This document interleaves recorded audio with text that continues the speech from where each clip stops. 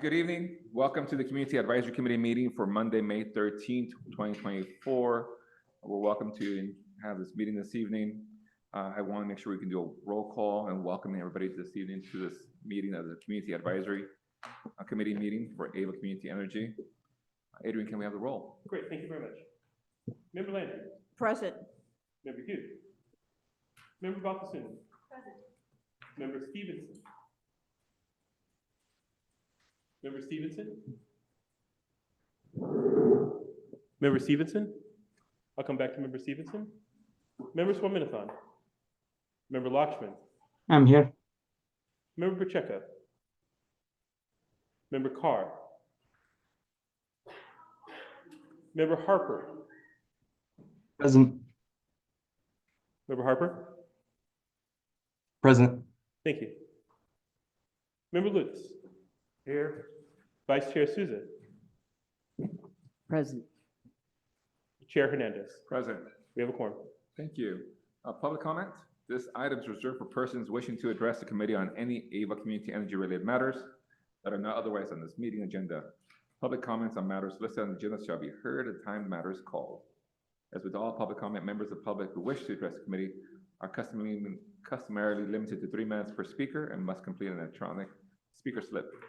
The committee chair, which is I, may increase or decrease the time allotted to each speaker. Adrian, do you have public comments? There are no hands raised at this time in the room? Yes.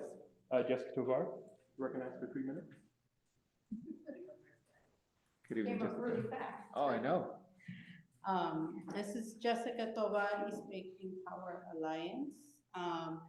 And well, I imagine some folks are online as well, right? Yes. Well, what I want to say to the Community Advisory Committee is my organization under the East Bay Clean Power Alliance actually advocated for this agency. And the intent was for the agency to not only sell us electricity, but also to invest back into the community in the form of community benefits that address clean energy needs in its most vulnerable communities, and growing more clean energy assets over time with the money that this agency makes in selling us electricity. What that could look like is solar on every rooftop in the communities that Ava Community Energy makes up the territory. And it could also look like more electrification of public transportation, of dirty diesel vehicles that are driving through our communities to reduce local pollution. It could also be electrification of buildings, not just homes, but also buildings. Think about schools, think about all the other, municipal institutions where people work, where people spend time, where people are inundated with pollution from gas appliances. There's so many things that this agency could be doing, like energy efficiency, and that was the whole point of this agency. However, this agency seems to have lost track of its own bottom line. In the Renewable 100, people are told that you'll pay a premium for cleaner energy and that money will be reinvested back into the community. So my point here is, if you're not familiar with the local development business plan, that's the roadmap that we advocated for this agency to do community benefits. Somehow the essence and the roadmap has been forgotten, and this agency has really gone off course. And a lot of that will be addressed tonight. So I want to urge you all to get this agency back on track. Your leadership here as a community advisory committee is very important to future generations of Alameda and San Joaquin County cities. Thank you very much. Clean power to the people. Thank you very much. Thank you. Moving forward to the item of approval of the minutes from April 15, 2024. Those minutes were sent to the advisory committee members, posted. Are there any comments, questions, or corrections on the item? See no hands raised in the room or online. Can I take a motion for those minutes? Motion. The member, Kasoon. I'll second. Member Landry. Member Landry, second. If any other conversations, notes about the minutes? No? Seeing none, we'll do a roll call vote. Great, thank you very much. Member Landry, Yes. Member Balkison, Yes. Member Stevenson, Yes.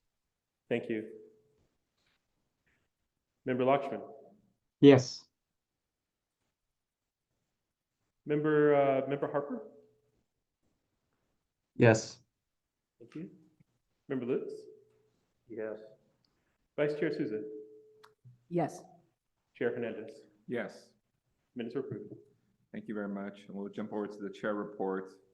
I want to thank Vice Chair Souza for leading the meeting last month. I really appreciate that. And then getting the minutes over so I can report out at the Board of Directors meeting that occurred on April 17th.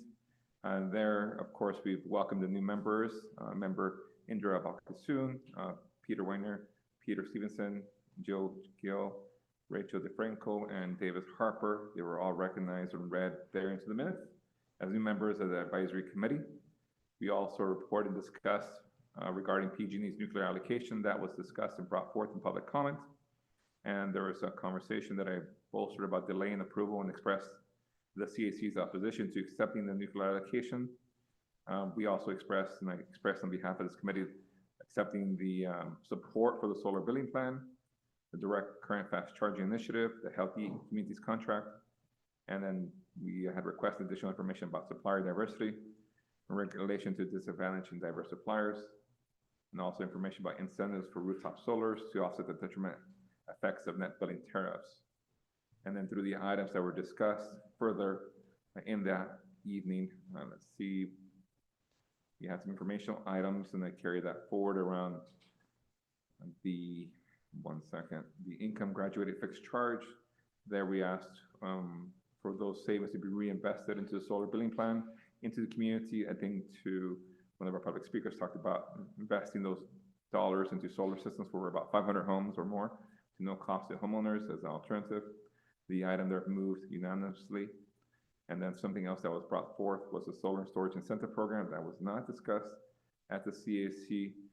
There was about $20 million or 40% of that surplus budget moving towards encouraging solar and battery installation among AVA's customers.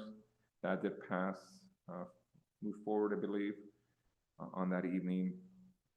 And also the contract for direct fast charging moved forward, $100,000 there for awareness and demand generation of those campaigns. The Healthy contracts also moved forward. And we talked more about, I brought up the fact that, the induction stove installation program, I think that was going to be moved forward, but considerations pre and post, how is that data being collected? They talked about having the process to monitor devices a week before and after the stove installation to measure air quality changes, ultimately improving the health of the residents who are going through that pilot program. And that passed. And also they moved forward this long-term contract with Cedar One unanimously. And then the information item about the PG&E nuclear allocation was brought forth. That will be discussed again on Wednesday. Their CEO Chassa discussed revisiting the decision, and I'll read it from the minutes, to accept the nuclear allocation from Diablo Canyon, which has had its operation extended to 2030. He explained that nuclear power is a zero carbon resource that could help meet clean energy goals more cost efficiently, given the rising cost of renewable energy credits and hydroelectric power.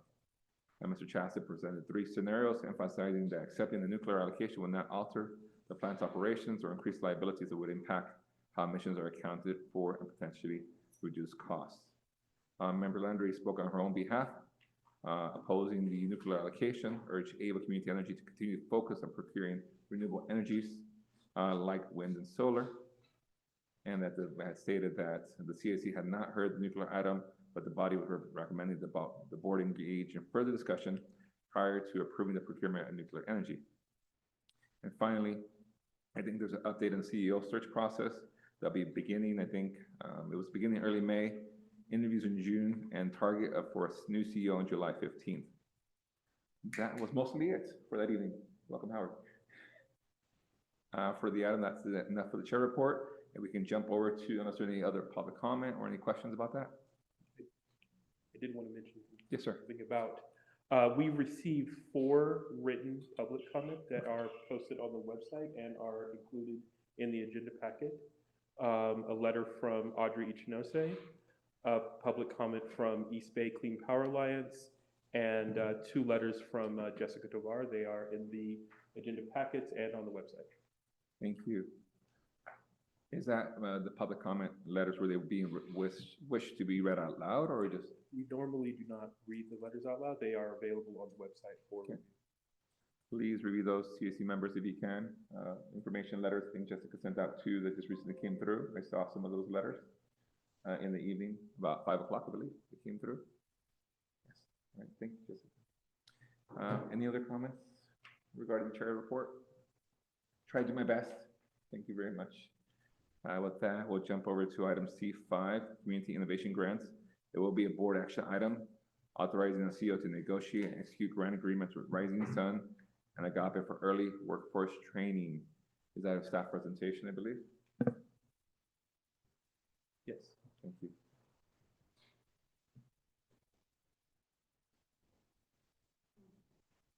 Heidi? Yes. Yes. Great.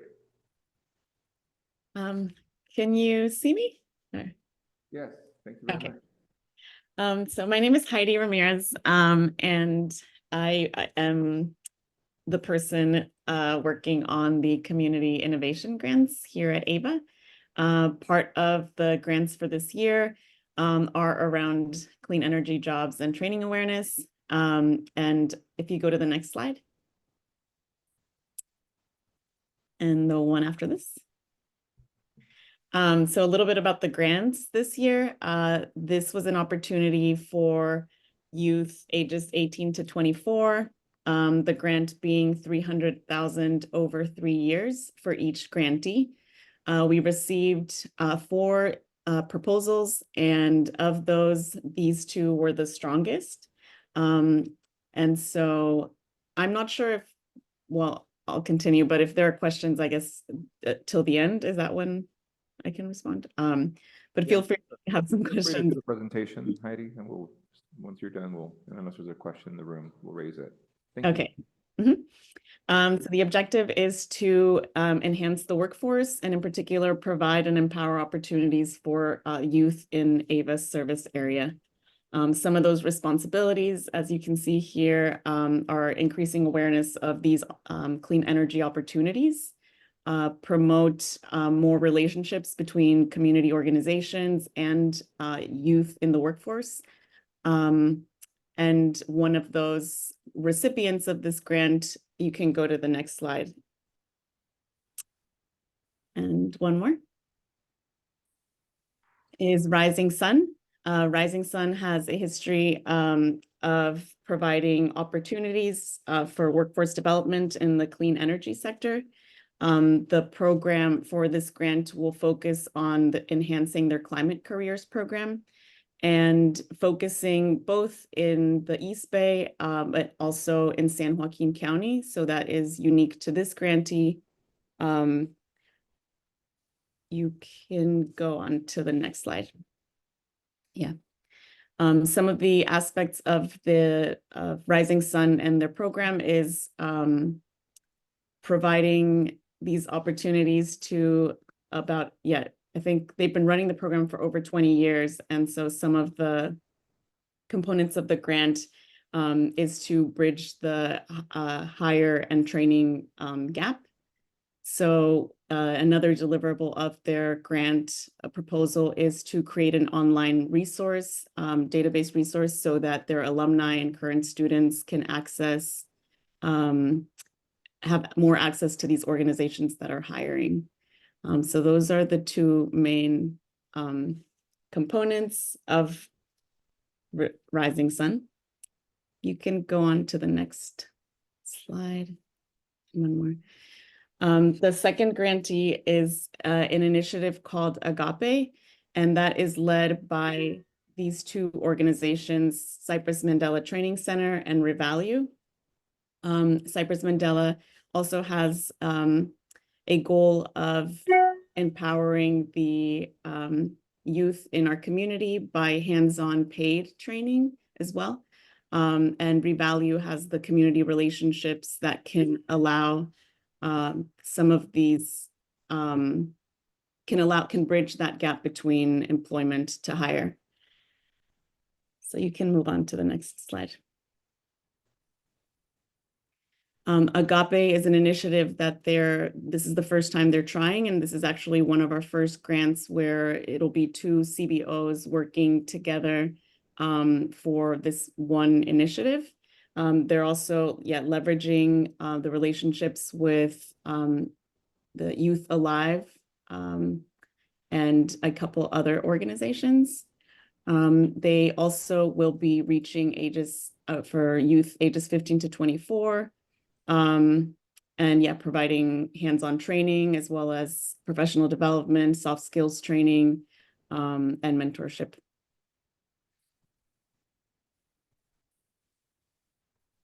And that's it. Perfect, thank you very much.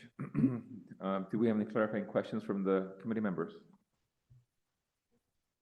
Member Landy. Yes, thank you for this presentation. I was curious how the range of 18 to 24 was selected.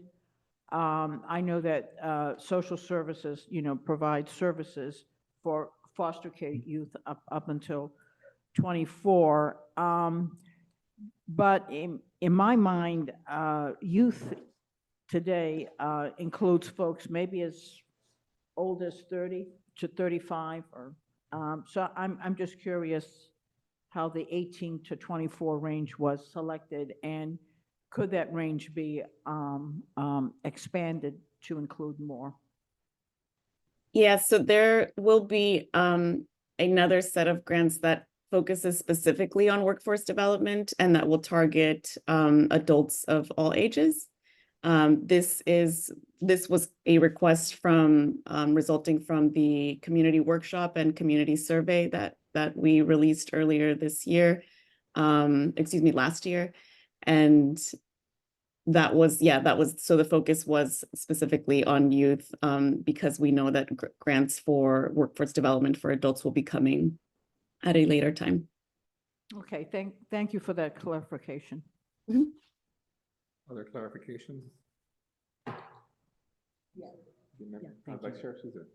Thank you. This is a great program. I really appreciate this. One of the things I'm wondering about is where the pool people are.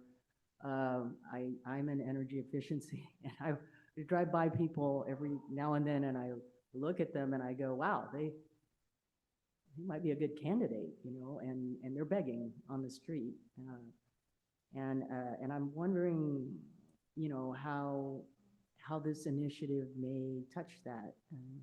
Is there some way to involve these people?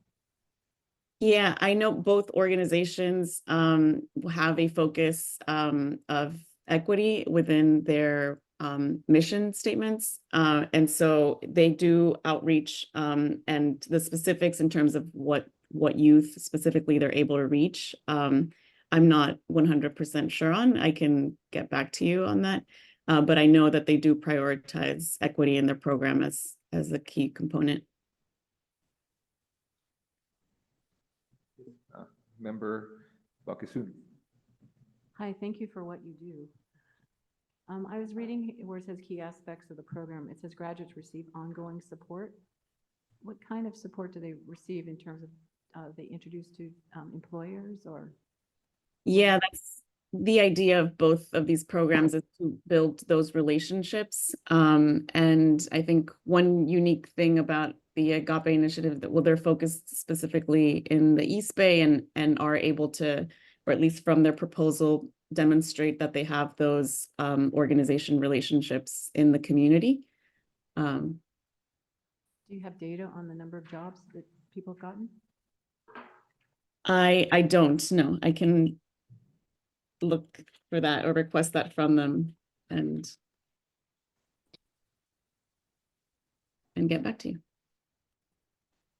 I guess I'm just wondering, is that a consideration in terms of selecting the grantees?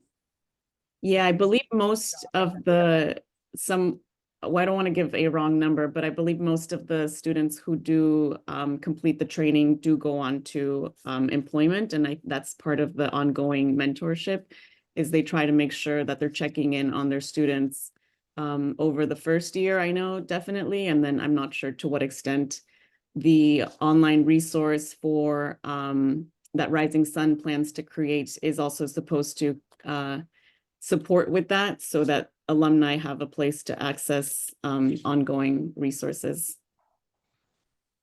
I guess my Employment. suggestion would be to use that as an evaluation criteria in terms of selecting the grantees, because if people aren't getting jobs, it seems kind of.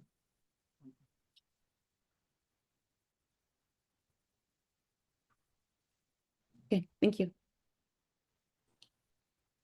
Welcome, Member Pacheco. Thank you. We're going over the item in regarding to the grants, community innovation grants. We're asking for clarification questions, and just to clarify, we're looking to support two $300,000 grants over 3 years for Rising Sun and Agape. Is that correct? Yes, that's correct. Thank you. Just based on the information, the slide presentation was present in our packet, but didn't really have the action item that's in the board of directors. So just want to clarify that.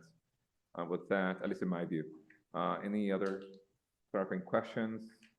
I understand that from our member Bagasun, she would like to see a metric of success in regards to employment, which is important and desired. With that, do we have a motion or any other clarifying questions? Yes, I also support that request also. While I think online resources are great, I think that a little bit more. We can't hear you Oh, clearly. I'm sorry. Thank you. I'm sorry. I was saying that while online resources are great, I think at that age, youth need a little bit more one-on-one support. And I would like to see that metric also. I don't know if you can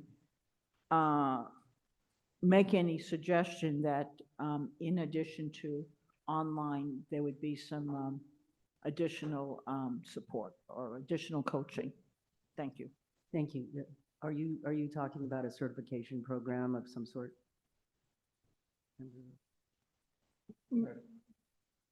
Are you talking about a certification program or like a way to certify these applicants and students? I'm just saying that once they pass the program, I would like to see them get employment. And I think that folks need individual attention in addition to the online support. Thank you, Member. Any other comments? Well, with that, we can take a motion, if interested, of this body to move this forward to staff, to board recommendation. I make the motion, yes. All right, Vice Chair Souza. Member Litz, any other comments, clarification, questions? Any public comment? Oh, there was. Yes? Apologies for the motion. Yeah, the first thing, Jessica Tovar, East Bay Clean Power Alliance, Local Clean Energy Alliance. In my comment earlier, I said this agency has strayed.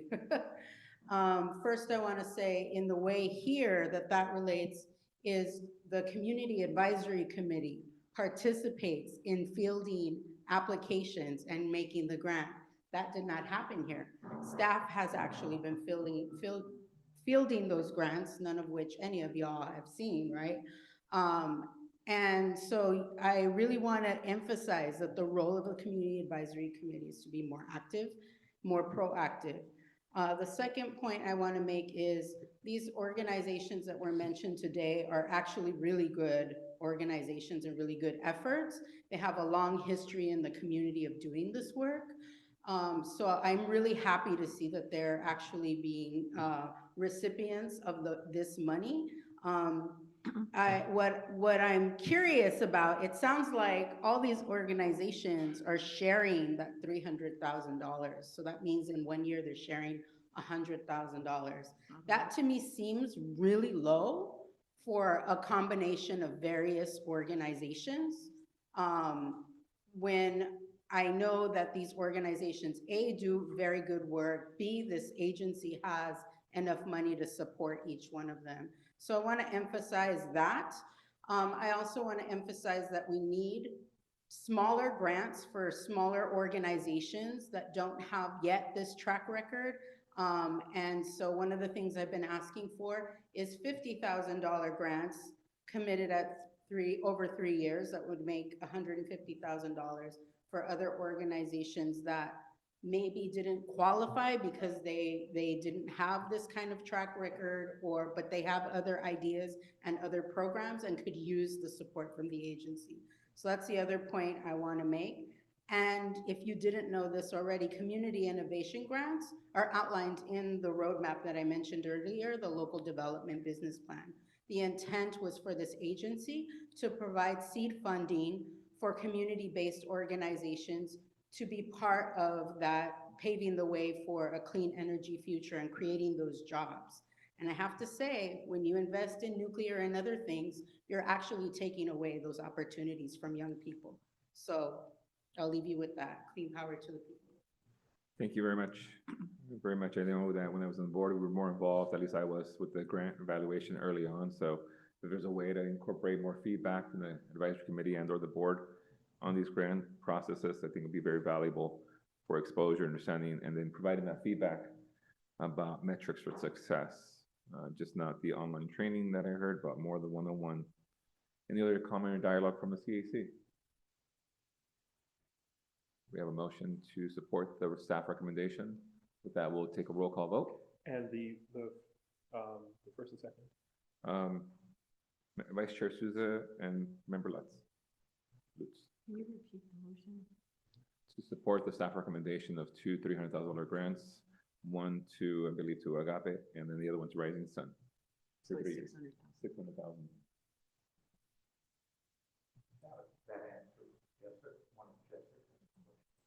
What is that?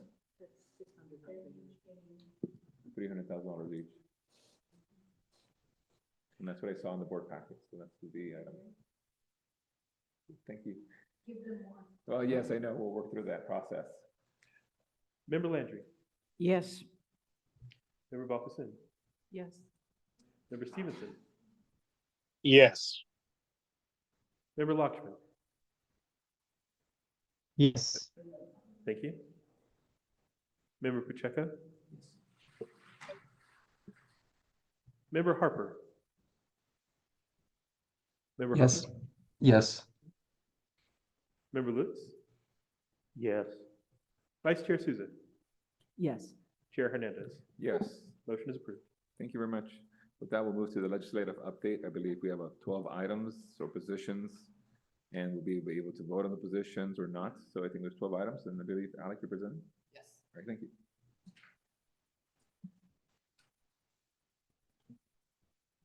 Once it's getting pulled up, I'll introduce myself. I'm Alec Ward, Principal Legislative Manager for Bring that EVA. up.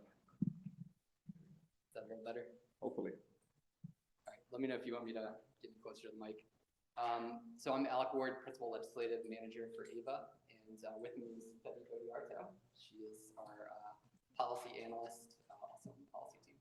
So we're going to be here giving just an update on the bills that we're asking the board to take positions on this year. I was in front of this body, I think 2 months ago, just giving an update as to all the bills that we were seeing come in. So this will be a follow-up on that too. So next slide, please. So the agenda pretty much already covered. I'll be going through the bills. You can see them listed there in front of you, but I'll go through them one-on-one. It's 11 bills.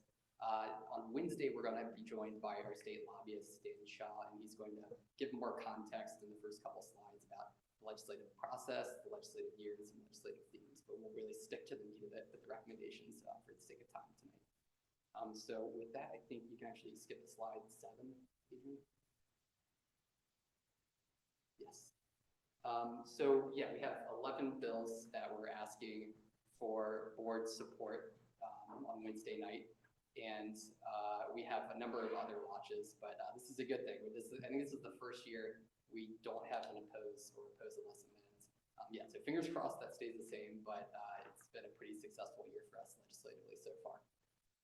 So Febby's going to come up and take over, starting with the first half of the bills, but I'm going to jump in the order a little bit and just talk about AB 1999.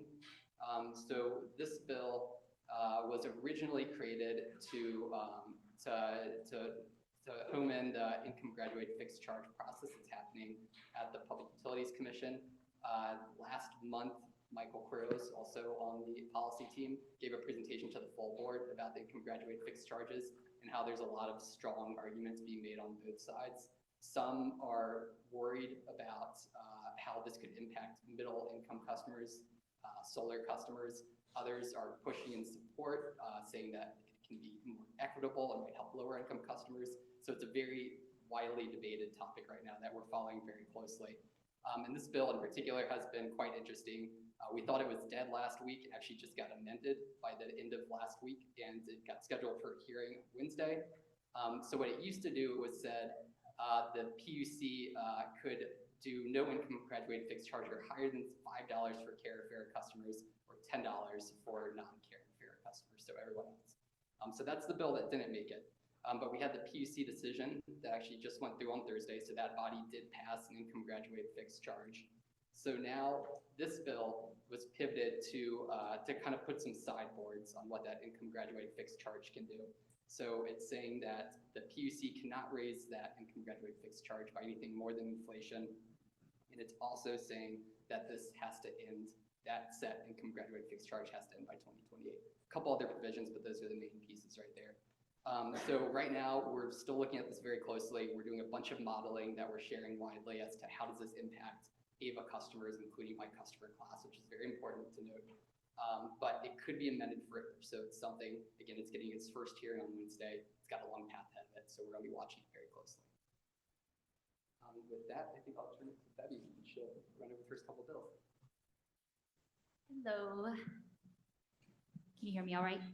Okay, perfect. All right, so hello, members of the committee. I will present on, can we go back to the past slide? Thank you. I'll go through these bills. So Alec covered AB 1999. So let's start at the top for the Brown Act themed bill. We have AB 817.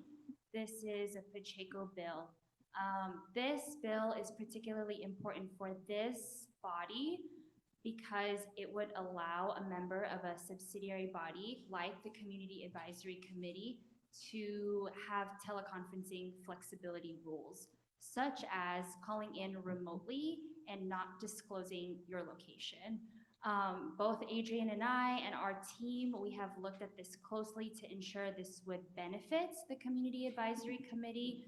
There have been suggestions in the past related to privacy issues that these meetings go on really late and ensuring that it also retains and attracts members all over our service area. So we are recommending to the board a support position for AB 817. Okay, so moving forward with affordability related bills, we can move towards AB 2329. This is a Maratsuchi bill.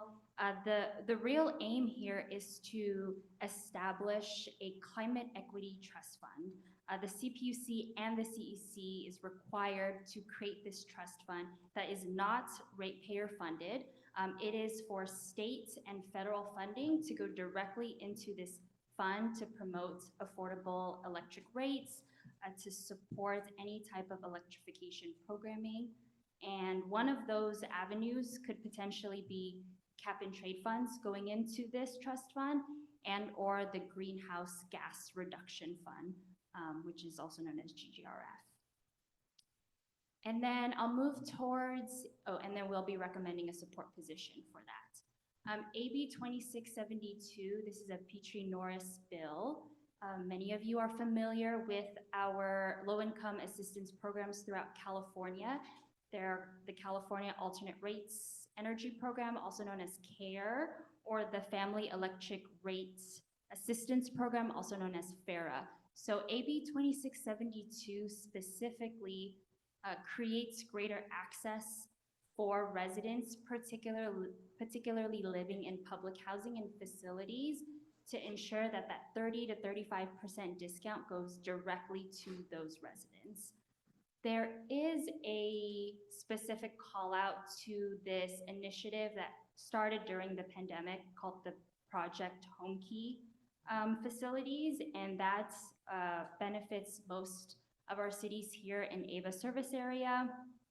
And the point of this bill is to ensure that that discount goes to all of those residents living in the Project Home Key facilities, which are master metered.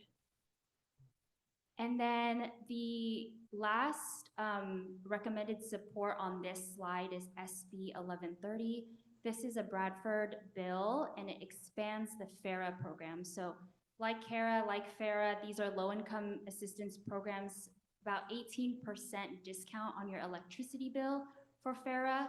This would expand the program because currently the FARA program requires that a household must have 3 persons or more. That would actually remove that requirement. So thinking about our elderly residents, thinking about those who live by themselves, would now be a part of this program or could qualify for this program if this bill passes through. And then lastly, just quickly, 1142 Menjivar. This is aimed to codify some of the disconnection protections that is currently undergoing revisions through the California Public Utilities Commission proceeding. So it's on the regulatory side. We are monitoring, tracking this bill. Currently, we feel that the protections are not very strong, so we're going to continue watching this one. All right, so next slide here. Okay, so AB 2427, this is an electric vehicles bill, McCarty.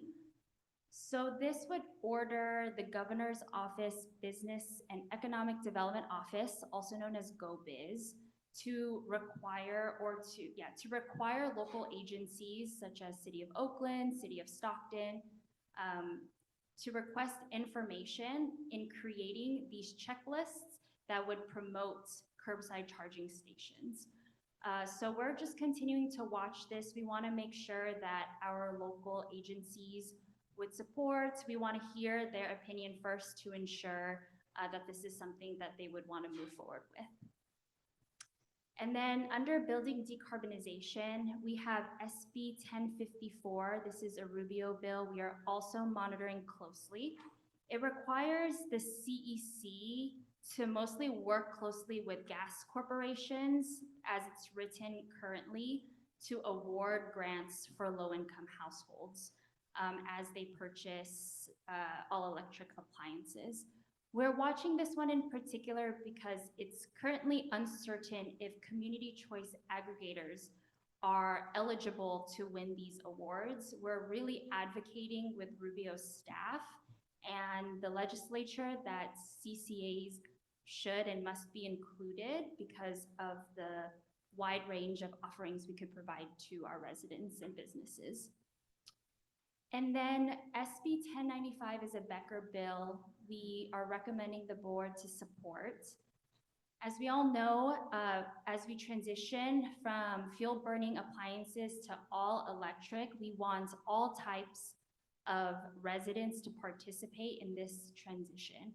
And so this also includes residents living in mobile and manufactured homes.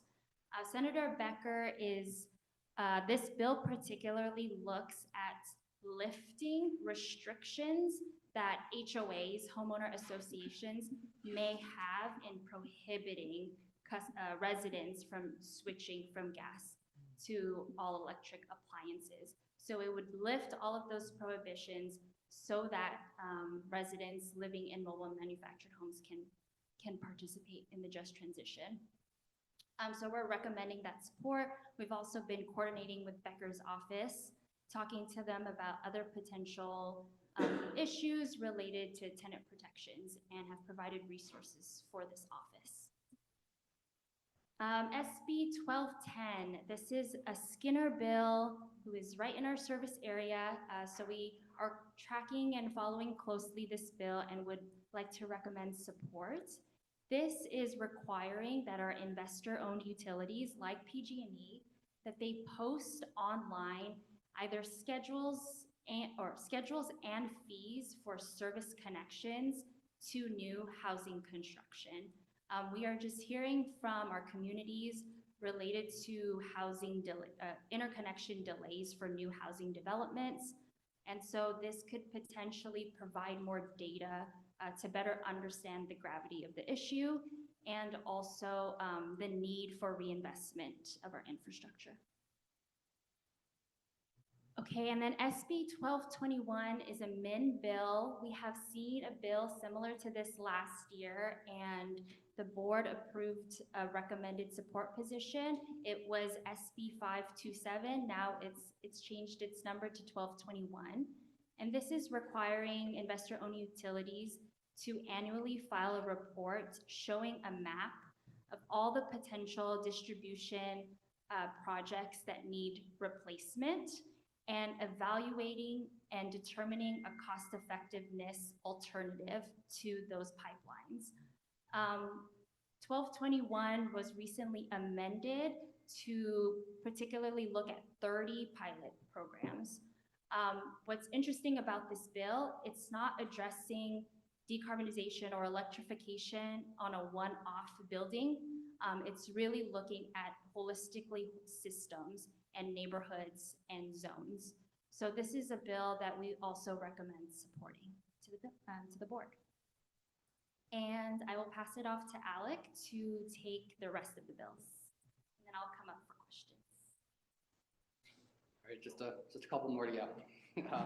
So these next two are watches. They're clean energy bonds.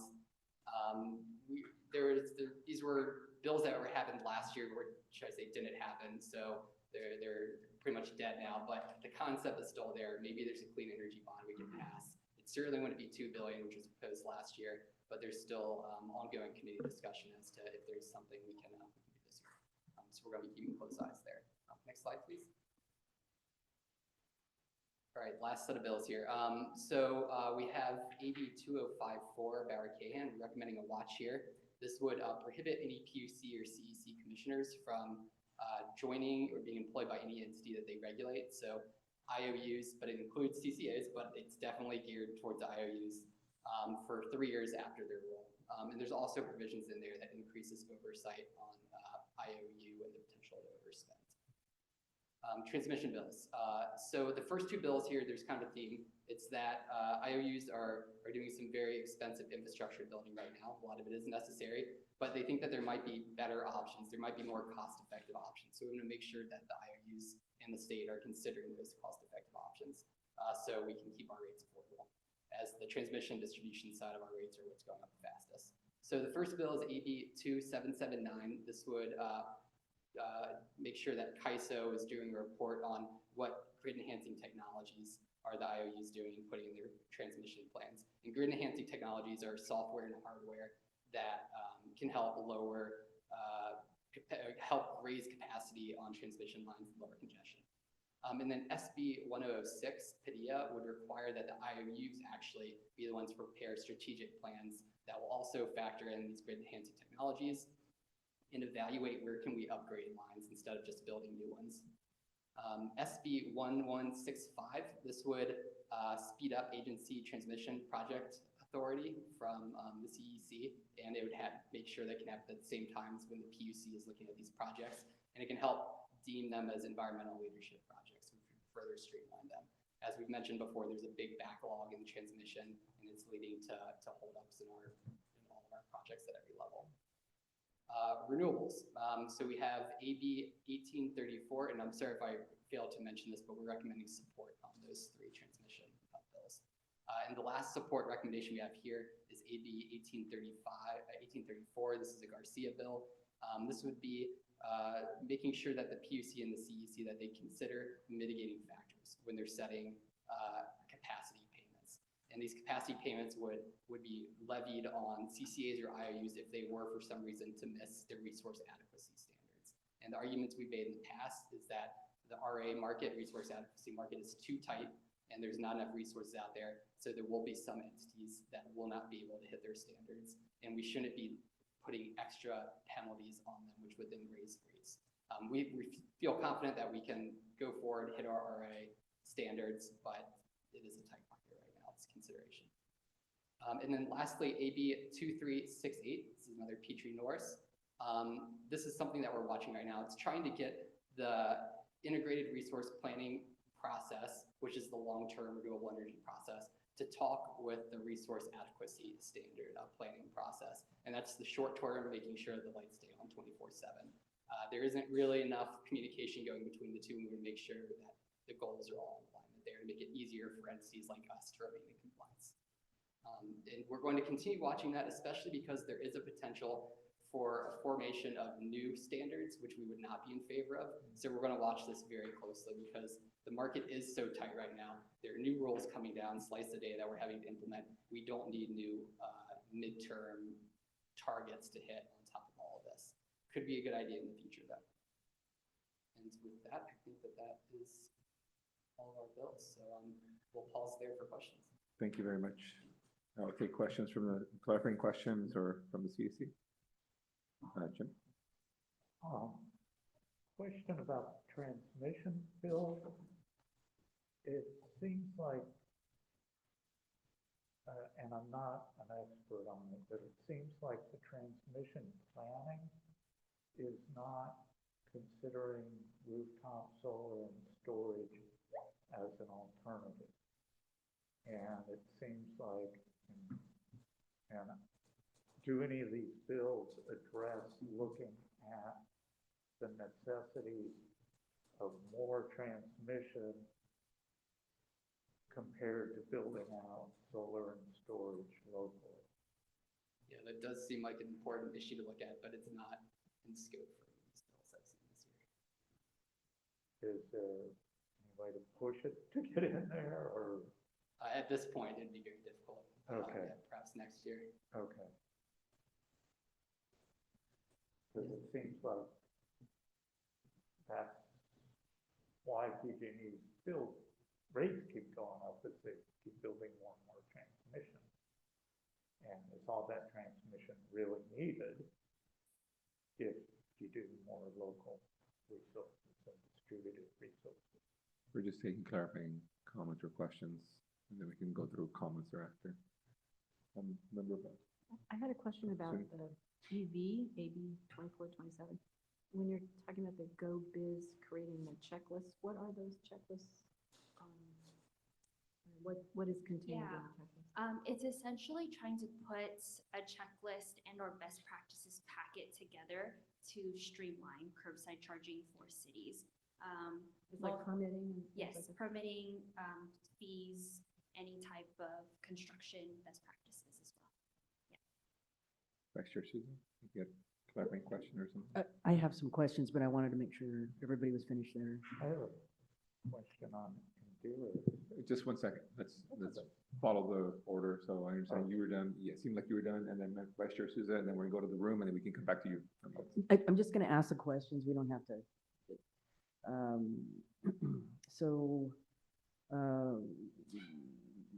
What is on AB 2329, the trust fund? Are there any projections on that? You know, how much this cap and trade and the greenhouse gas fund would generate? And the second question would be, so this is a gas pipeline. I used to work with gas pipelines, and they do break down, and they need a lot of service, and maybe we need to not service them anymore if we're going to be moving towards electric. But anyway, that was just maybe not a question, but anyway, that was my stuff right there. Did you want to address it? Yeah, maybe I can answer the first question related to the trust fund. So there are several federal funding opportunities through IIJA and IRA that are coming through. And just on top of mind, I've been monitoring and tracking EPA's several of EPA's greenhouse gas reduction fund programs. Just recently, the Solar for All, I believe, I can't remember the number on top of my head, but several hundred millions of dollars were provided to, and I can give you a substantive number after this. And that funding could potentially go into this climate trust fund. And one of the ways that this could promote affordable electricity rates is that the language of the bill and how it's written is that there could be direct subsidies and or direct credits that could go to the customer through this trust fund. So it's basically like building a container for low-income customers to receive more credits. Member Landry. Yes, I wanted to ask a little bit more about AB 1999 and the $5 and the $10, I guess it's a surcharge. My understanding is that they're changing the way the rates are being configured, and it has something to do with the amount of volume. Can you, I don't know if it's pertains to that bill or not, but can you just say what the new formula is? Yeah, so they're trying to lower the volumetric rates for lower income customers, and that's how much you pay for what you use. And they're trying to use fixed charges instead of fixed amount. So that's the more fixed charges you have, the lower your volumetric rates in theory. So there won't be more money collected, it's just shifting around where the money comes from. And what they landed on, I believe, at the Public Utilities Commission was $6 for care customers. That would be the income graduated fixed charge, $24 for all non-care customers. I think 12 for FARA in between. But that's where they landed with their calculus. So does that mean that they are using that fixed charge because it's the equivalent of what they were using before? I don't understand about the volume, how the volume comes in there. Yeah, as you raise fixed charges, then that offsets volumetric, the amount, how high those volumetric rates are. So you can actually start lowering the volumetric rates with fixed charges being increased.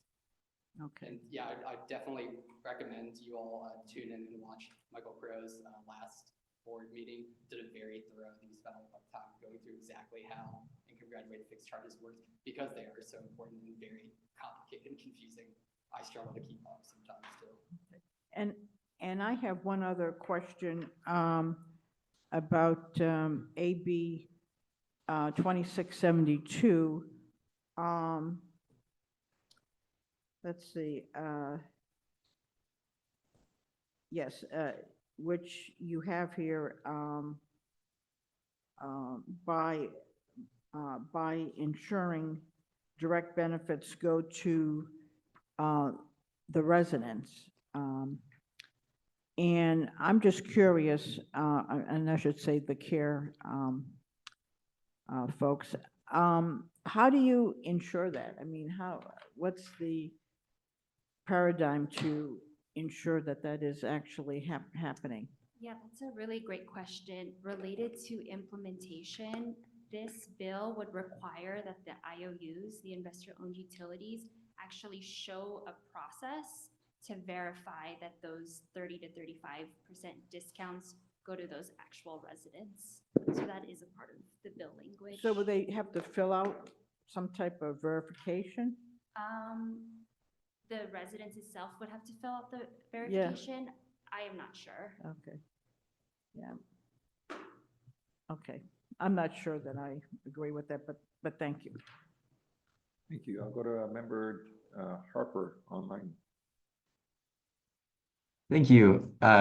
First off, thank you so much. This was a great presentation. I really appreciate that Ava is tracking a pretty wide variety of legislation.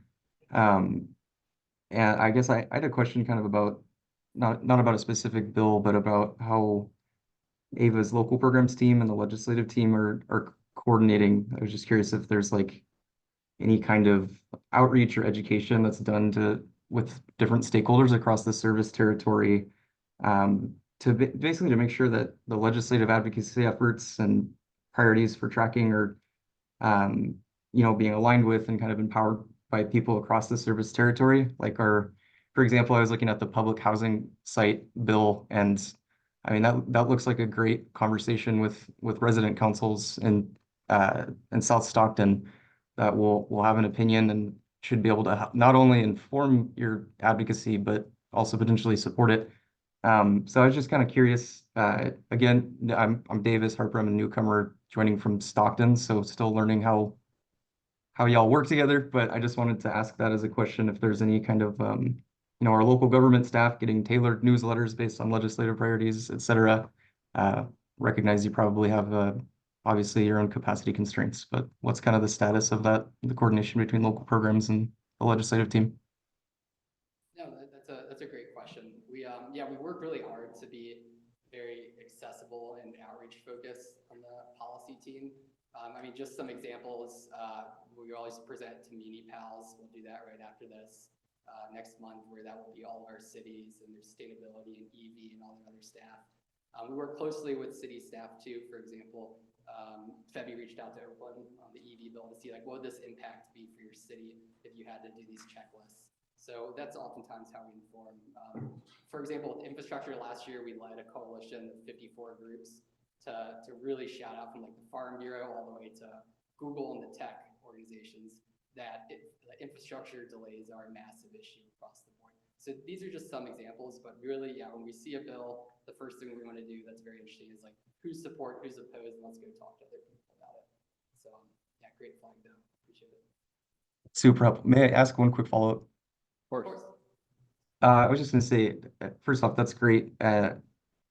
Knowing there's only so much time and energy in a day to advocate and track different bills, are any of these like top priorities, or do you have a top three? I guess where I come from too is just to encourage, like, definitely look at this room as a group of organizers and thought leaders.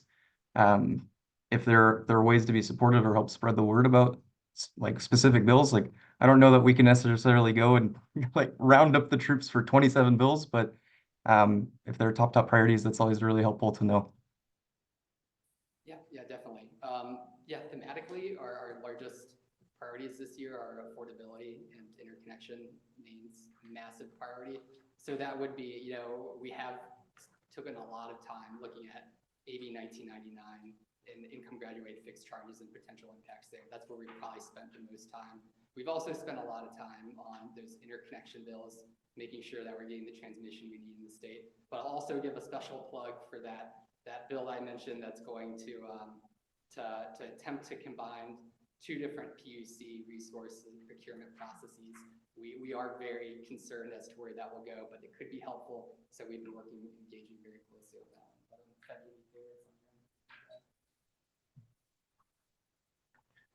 I'm going to go to Member Lutz and then Member Pacheco. I think you had a clarifying follow-up question. Yeah, on the GoBiz one, 24, 27, it was just, do the checklists and best practices align with what other community energy is doing with the city's EV program? I mean, is it going to create extra hassles, or is it going to make it easier? Or yeah, that's a really good question. This is the reason why Alec and I did that outreach to the cities. We were talking to City of Oakland to make sure that their climate plans are in alignment with this particular bill, and if curbside charging is a priority for them. So the concern we've heard from other local agencies is that they're unsure if they could provide all of this feedback to the state. So that's something that we'll just continue to track, and if it could be potentially burdensome to provide all this information to them. okay.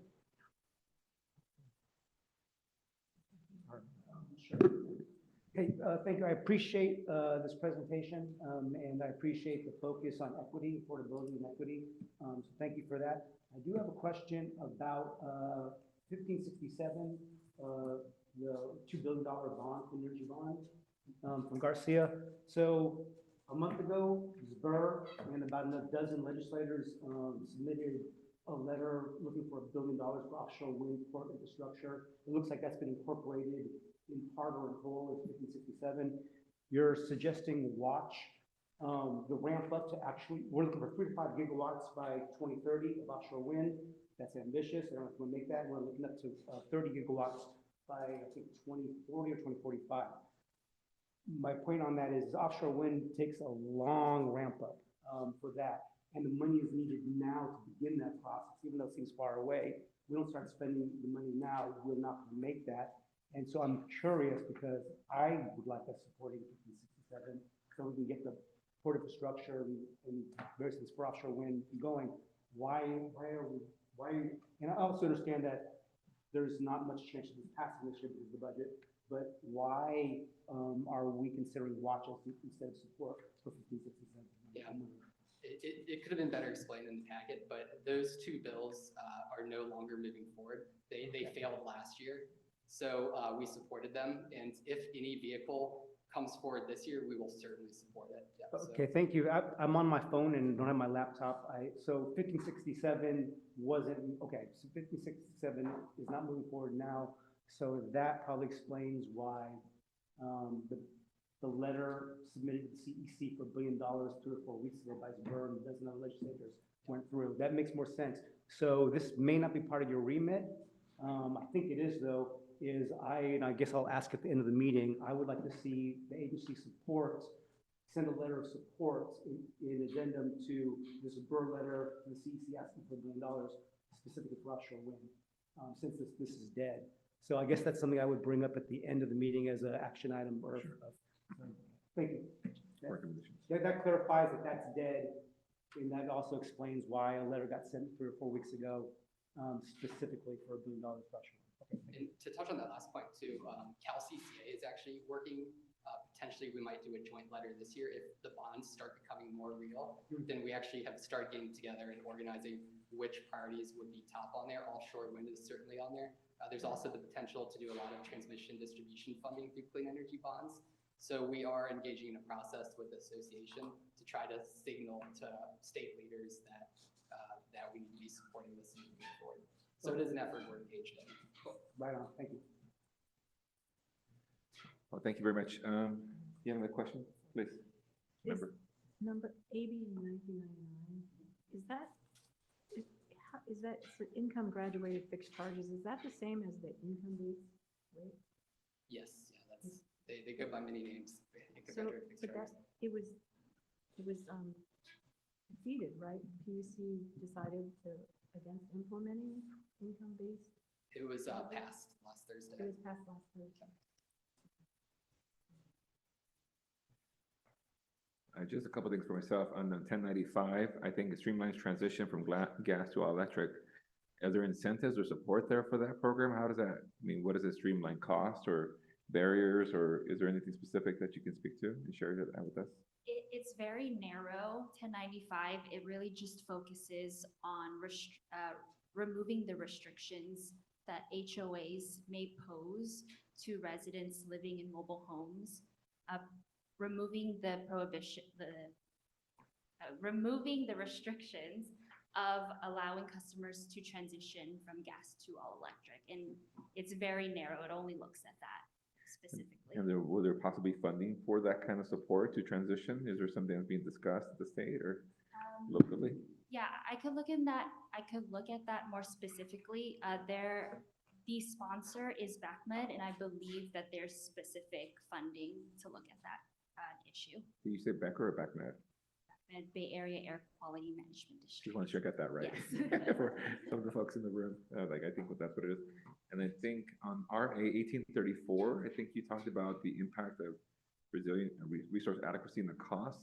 Can you speak to the challenges a little bit more there that we're seeing around that bill, or supportive or Sorry, Heard it. this is, 1834, okay, oh, sorry, can you ask that one more time?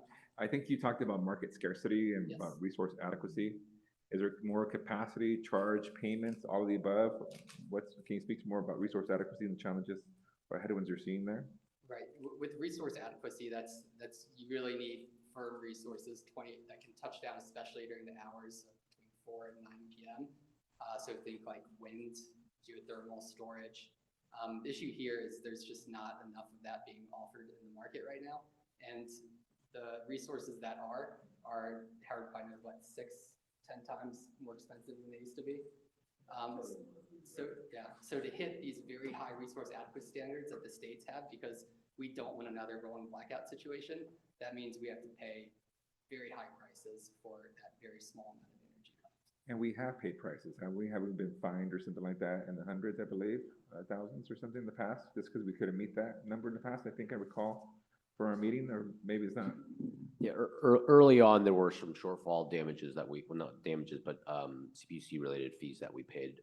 We have since been, compliant on year-ahead and month-ahead basis. Thank you. I just remembering those impacts to the financials back in the day. Let's see, any other comments? Yeah, to tie it together, so 1834 Yes. would make it so next time if they were to find us or any group that was in a similar situation as us, they have to consider what circumstances was that entity in when they ran into that shortfall. Perfect. Thank you, Alex.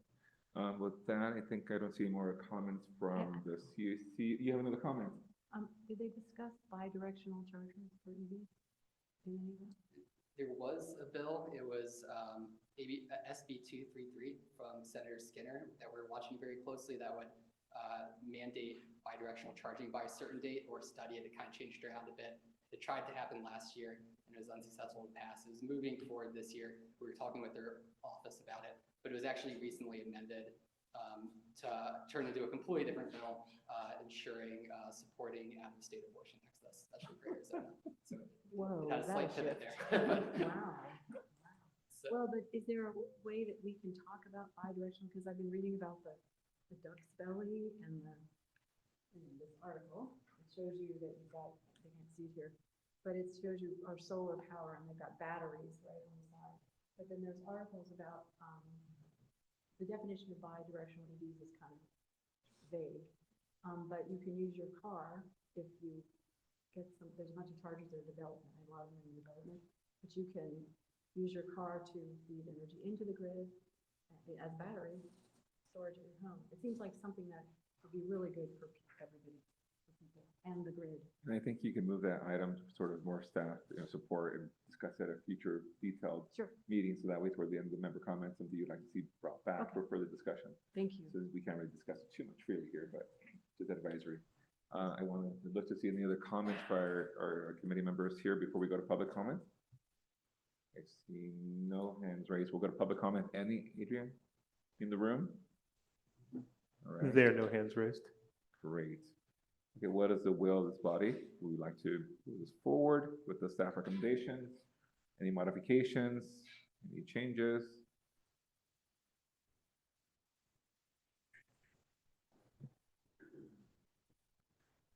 Let me see if I can just go ahead and recommend moving this item forward based on legislative update on the position to support and watch the items.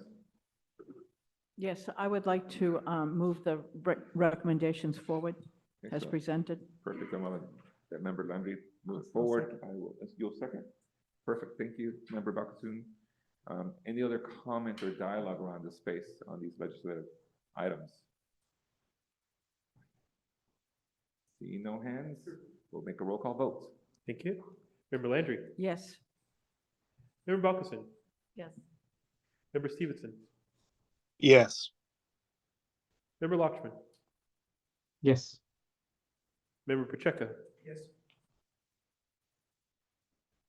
Member Harper. Yes. Thank you. Member Lutz. Yes. Okay. Vice Chair Souza Yes. and Chair Hernandez. Yes. Motion is approved. Thank you very much. We're going to try to move towards the draft budget review, item number 7. And it depends how long we go, we might take a small 5-minute break and then we'll continue thereafter. Item 7 for the draft budget review. Who's talking about that? I will present on that. Mr. Chang. Adrian, if you could pull up the deck.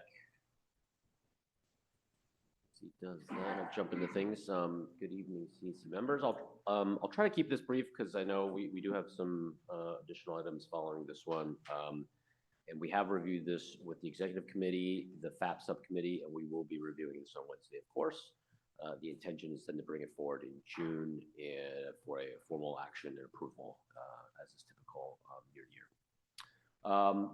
The setup of this year's draft budget is consistent with what we've seen in prior years and how we presented it.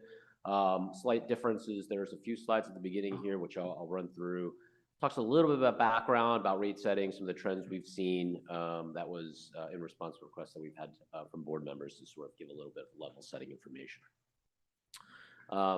Slide 3, please, Adrian. Thank you. Really quickly, just on energy delivery, I'll note that we, as a load serving entity, we schedule all of our load into CAISO, and then we procure energy and financial hedges to manage our risk. That is a typical process for any load serving entity that's part of the CAISO Balancing Authority. And we schedule that energy on a day-ahead basis, so the day before, and then on a real-time basis, we'll rebalance that to ensure that we're meeting the load needs that we're forecasting. Next slide. Slide 4, a little bit on our rates. As we all know, we index our rates to PG&E services. PG&E would typically set their rates on an annual basis, though certainly they have and are able to do intra-year adjustments to those rates with CPUC approval. Our rates are pegged to their rates, accounting for PCIA.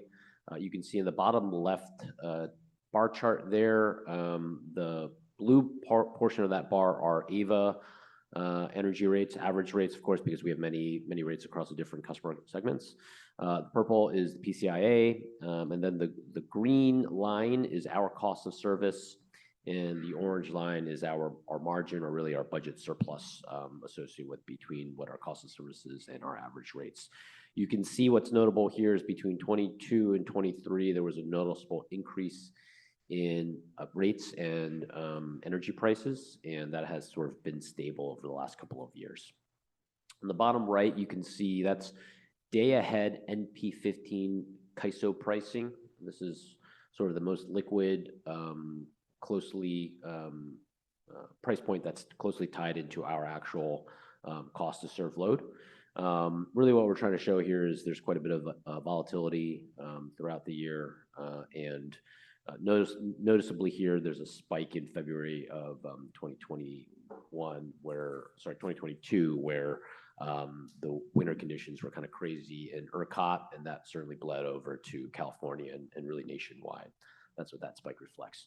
The black solid line is an average annual cost, so you can kind of see how that's generally elevated over the last couple of years. Next slide, Adrian. I'll be pretty brief with this one. Really, what we're highlighting here is our billing cycle. So typically, a consumer closes out their monthly billing cycle, which is not on a month per se, but is a roughly 30-day billing cycle. We issue a bill, and payment comes, generally speaking, in that third month. So there's working capital, cash flow management that we have to do in relation to that. Next slide, Adrian. Slide 6. So a little bit more on our rates. As we all know, we have two energy products, the Renewable 100 and Bright Choice. Our Renewable 100, when we initially launched our services, was set at a penny per kilowatt hour premium to PG&E. Since that time, we have basically migrated that premium down, and it is currently at a quarter cent above PG&E rates. For the Bright Choice product, which is currently 81% from carbon-free resources, so large hydro and renewable energy, that was originally set at a 1.5% discount to PG&E, and that was reduced to 1% in 2021. And then due to strong financial position for our entity, we increased it to a 3% discount in 2022, a 5% discount in 2023, and what we'll cover here tonight is a proposal to increase that to a 7% discount for this next fiscal year. The chart on the bottom left, I'll note, is just a split of our Bright Choice versus residential segments, Bright Choice and our Renewable 100 segments, and then our CNI and our residential segments. And you can see the line graph is a percentage that we serve for Bright Choice. And so that's right around 70% right now, and that is increasing to closer to 75% for 2025, and that's due to the expansion to Stockton and Lathrop, which will start on Bright Choice as their default energy product. One thing of note here is for every 1% change in the Bright Choice value proposition, this results in about $7.2 million impact to our revenue. So if you increase the discount by another percent, you would lower our revenues by 7.2%. Sorry, $7.2 million, and that would translate directly into our net position as well.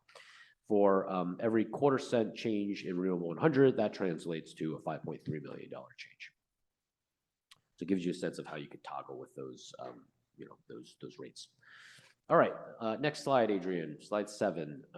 Now we're sort of jumping into sort of our standard budget deck, which we've presented here each year. I would say at a high level, our budget this year looks similar to what we presented last year in terms of financial position, some of the recommendations that we've made. And quick summary, I'll share, we are recommending a value proposition increase, so an increase to the discount from 5% to 7% for Bright Choice. We do have a significant contribution to reserves of $100 million. We are recommending a similar budget surplus waterfall as we did this past year, an increase in carbon-free energy procurement targets, similar contribution to local development programs as we've done in prior years, and then expansion of staff size. Next slide, Adrian, slide 8. This is the summary snapshot of the financials. 3 columns here in the table to the right. The one highlighted in kind of yellow-orange is our fiscal year 2025, so that's the period we're talking about here, which is July 1, 2024 through June 30th, 2025. The column just to the right of that is our budget that was passed for the current fiscal year that we're in right now, 23 to 24. And then the column all the way to the right is our actuals that we're currently experiencing. I think the noteworthy points in the table itself are pretty flat on revenues, around $963 million. Fairly flat on energy expenses as a relation to our load, but there is an increase there. So energy costs are generally rising in the market. So total operating expense about $810 million. And then our net position of $152 million. A little softer than the current year that we're in, about $205 million, which is what was in the budget. And we're forecasting to be slightly above that at $211 million. So still a very strong financial year is what we're forecasting. Slide 9, Adrian. I've already touched on the value proposition change for Bright Choice. We're not proposing any change to Renewable 100. This does include a $50 bill credit to all Care and Fair customers in the first half of the fiscal year. This totals about $6.5 million in bill savings. We did do that in this current fiscal year as well. No major changes to PCIA between 24 and 25. There's I would call it a modest increase in PCI, a modest softening of rates for 2025, but generally speaking, they're fairly stable. Unfortunately, they're stable at a more elevated level from what we've seen historically, but it is stable relative to this current calendar year. We have a consistent assumption around uncollectibles rate at 1%. No recognition for GASB 62. So that's that. Energy costs. We are increasing our carbon-free target for 2024. We're maintaining that 81%, which is above the scheduled level. In 2025, we are proposing a 5% adder to get it to 81% as well. Requesting 15 additional full-time employees. And then maybe the last note I'll make here is local development funding. We have budget at just shy of $24 million, generally in line with what we've done over the last year. And based off of the budget surplus waterfall, we're forecasting about a $19 million adder for the solar storage incentive program, which we also have coming out of this fiscal period's budget surplus waterfall. Next slide, Adrian, slide 10. So this is the carbon-free procurement schedule. The table to the top left is the sort of latest board-approved schedule. Bit of an eye chart, apologies, getting to 100% clean by 2030. The bottom left tables may be the one I'll kind of walk through in a little bit more detail. So you can see 2022 through 2026 laid out on the left side. And then the columns to the right are the changes that we made in 22, 23, and 24. And so really the relevant kind of line to look at there is for 24, 25. So the, 24, 25. So for calendar year 2024, we were at a 71% target in our board approved schedule. What we already have approved is an adder of 10% to that to get to 81% carbon free. And then for calendar year 2025, we are currently at 76% in the board approved schedule. So we're proposing a 5% adder to that to get to 81% as well, keeping it stable. In 2026, you can see it is also at 81%. If assuming we have continued strong financial position, we will likely recommend some change to that. But obviously, for right now, we're just showing what that is. Slide 11, Adrian. This is a slide that summarizes our reserve allocation proposal as well as the budget surplus waterfall. So on the table to the right, you can see what we have broken down is year-to-year contributions to our reserves. We do have a policy that states we have a 50% target of our annual operating expenditures with a range of 25 to 75%. So for the current fiscal period of 23-24, we have approved $100 million additional allocation. We are forecasting that we'll be able to meet that. And so at the end of this fiscal year, which would really be determined in the October-November timeframe after we complete the fiscal year audit, we are forecasting about $331 million in total reserve balance. That is about a 41%. It is about 41% of our annual OpEx. For 24-25, this budget year, this budget that we're presenting right now, we are proposing a similar $100 million allocation to reserves that would get us to about $431 million. That is a modest increase on the percent of reserves, getting to about 43%. The big reason there is because our annual OpEx increases to about $1 billion a year. And that's both because of rising energy costs, but mostly driven by the inclusion of Stockton and Lathrop in a full year. So obviously those are very significant loads. And so you add those on and we are just continuing to grow in size.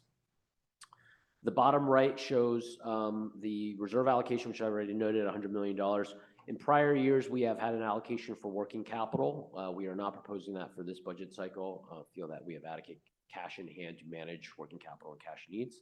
So it's just a reserve contribution. And then over and above that is where we have a split of 50-50 for on-bill credits and solar storage related incentives.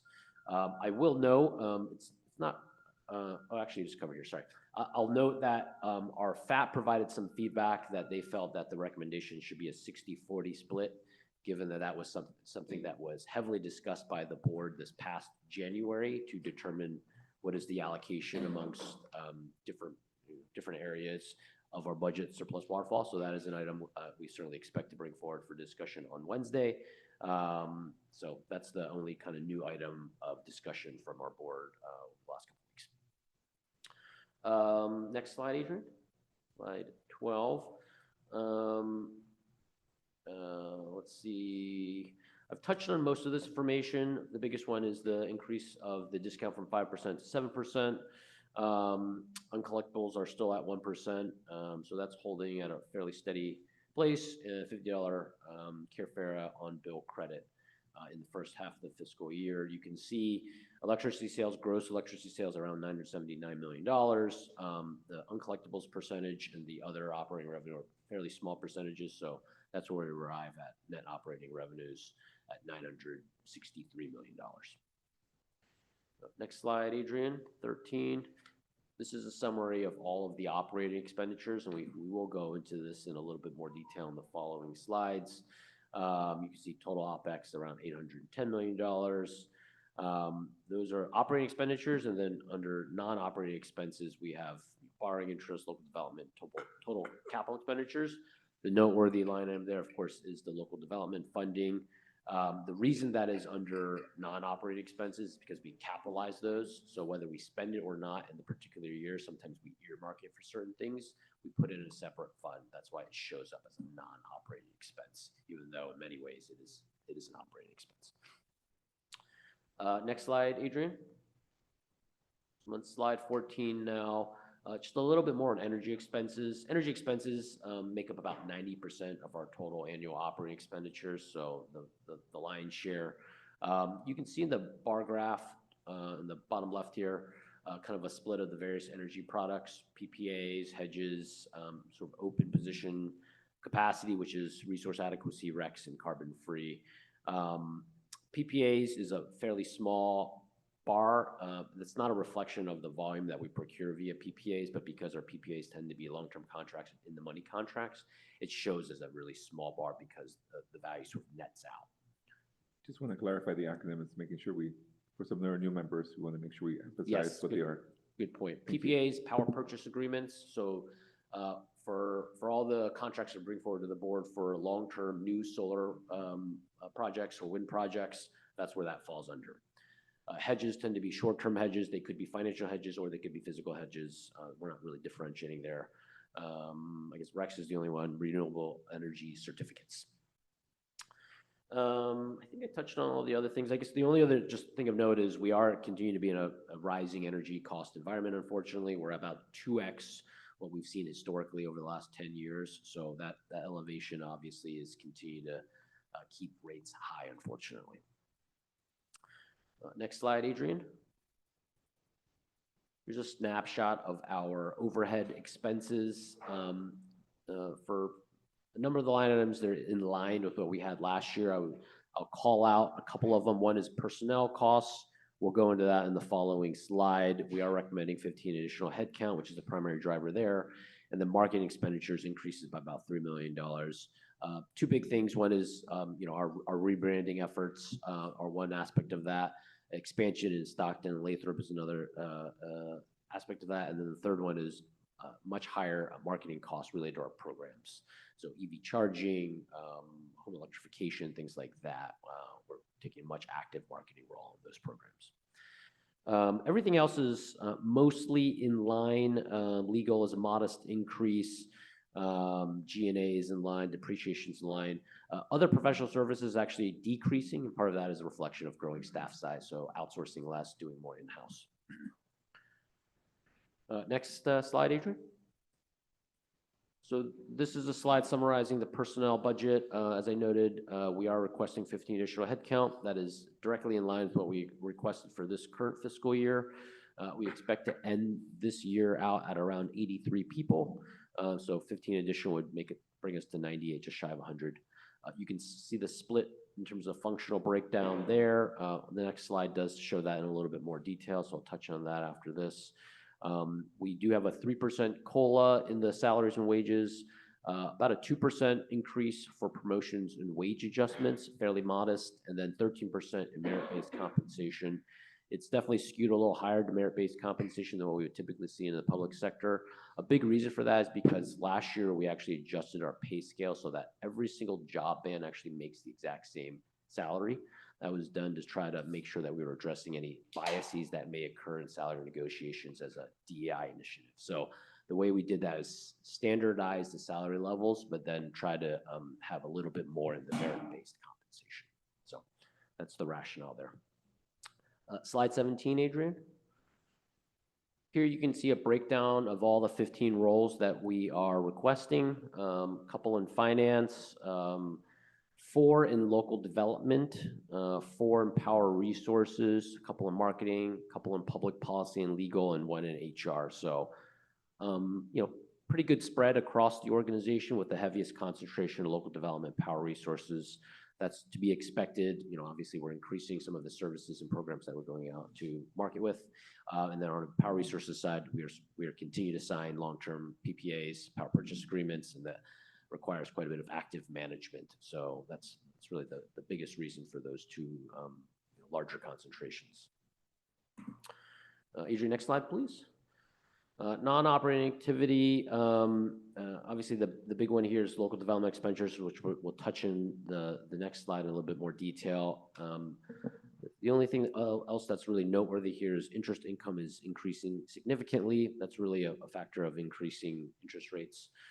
We are also outsourcing our treasury management to a third party. That's something that we brought forward to the board over the last couple of months. So hoping to have some better returns as a result of that as well. Otherwise, nothing too substantive here to really touch on. Next slide, Adrian. This is the last slide. This is the local development budget. $22.4 million is what we're requesting for this fiscal year. You can see that in the yellow highlighted column and a breakdown of the various programmatic areas. And just to the right of that is our budget for the current fiscal year that we're in, that we proposed. Starting from top to bottom, without going into every single line item, the biggest request is going to critical municipal facilities. That's a program where we're serving right now close to 60 sites or so under our phase 1 and phase 2 for a variety of sort of police stations, fire stations, et cetera, that we're with our city partners on getting solar and storage installed on. The $7 million would be an expansion of that program to get it to a phase 3 for additional sites. Healthy communities is one that we have currently budgeted and are actively working on. So there's an additional allocation of funds towards that program. DC fast charging network, that's DCFC. So that's our EV charging infrastructure. What we had already approved with the board there is a $3 million annual allocation for sort of 10-year infrastructure installations for EV charging stations. So that's the sort of the $3 million that's been pre-approved, so to speak. We have AVA e-bike program, that's at $2 million. Again, that's an incremental to what we've had in there previously. Building electrification at $2 million. Community grants at $1.2 million. Vehicle electrification $1 million. And then some other smaller items. Legal expense about $500,000. The solar and storage program is at $500,000. Just a note there, this is related to the solar and storage incentive programs that we've talked about a few times. In our current fiscal year, we have part of our budget surplus going towards that. And then in this budget that we're presenting here, we're also proposing a portion of that budget surplus to go through that waterfall and go towards solar storage incentives. And that number is very small because that's the ongoing portion of that incentive. And for the next fiscal year, we forecast to be fairly small in terms of installations that would be under that NEM 3.0 phase because they're still working through NEM 2.0 backlogs. And that is it. So I will stop there for any questions and discussion.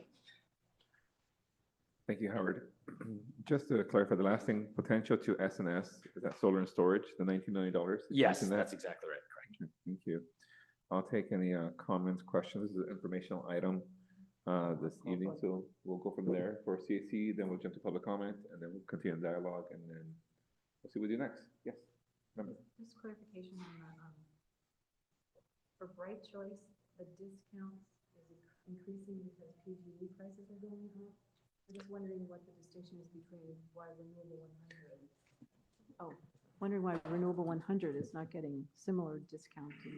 Yeah, great question. So the increase in the value proposition is really a factor of where our financial position is relative to what we're allocating reserves. Rates are actually relatively stable between 24 and 25. So we are just increasing the discount because we feel that given our financial situation, that is merited. And historically, we are still in an elevated rate environment.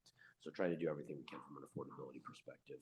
Why we're not changing Renewable 100 is because we do look at the cost differential between Bright Choice and Renewable 100. And that differential is an accurate reflection of our cost differential that we see. I'm actually glad you asked this question because there was a point I meant to make that I forgot to, which is renewable energy is increasing. In addition to sort of energy prices increasing as a whole, renewable energy specifically is increasing. So we are seeing the differential between Bright Choice and Renewable 100 spreading a little bit. Fortunately, we do put a lot of our procurements under long-term contracts, which are as financially advantageous as possible, but there is some pressure on R100 increasing. In particular, we're having some active discussions with other cities that are considering defaulting their customers into Renewable 100. That includes Fremont and Oakland. Very, very significant loads. And so if you do increase that level of that size load suddenly, I would expect R100 pricing to unfortunately increase. So we are discussing with them, how do we maybe gradually phase that opt-up over 1, 2, or even 3 years to sort of manage that volatility potentially.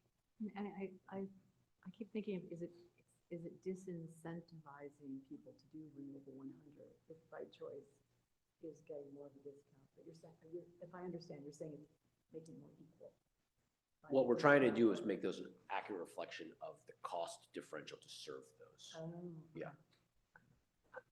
But still, it's a concern though that Right Choice is not as clean, theoretically. And can it, I guess I'm concerned that it can seem like a disincentive to give more of a discount to Bright Choice than to Renewable 100, even though fiscally it may be more reasonable. And as a COO, you probably like, okay, that makes sense.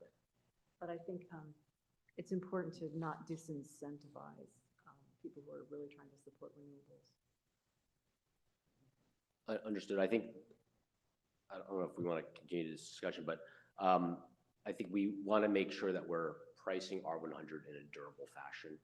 I think we certainly consider, I mean, we want to start by looking at it and understanding, is this the proper cost differential? Is this a true reflection of the cost to serve? And that's an important aspect. And legally, we are bound to do that.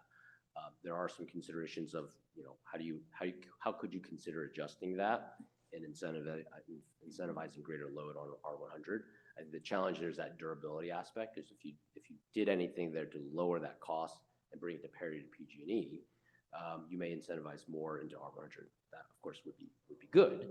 But then if you have to go procure 2 terawatt hours more of renewable energy, that rate would no longer be durable. You'd have to go out and actually increase that price. So that's just something that we're trying to manage, and that's part of the discussion that we're having with Fremont and Oakland right now.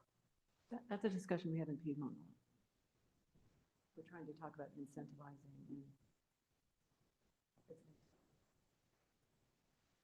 Thank you, Howard. Member Lutz? Yeah, a bunch of questions. I'm not sure, well, let's go through them. Our rates are indexed to PG&E.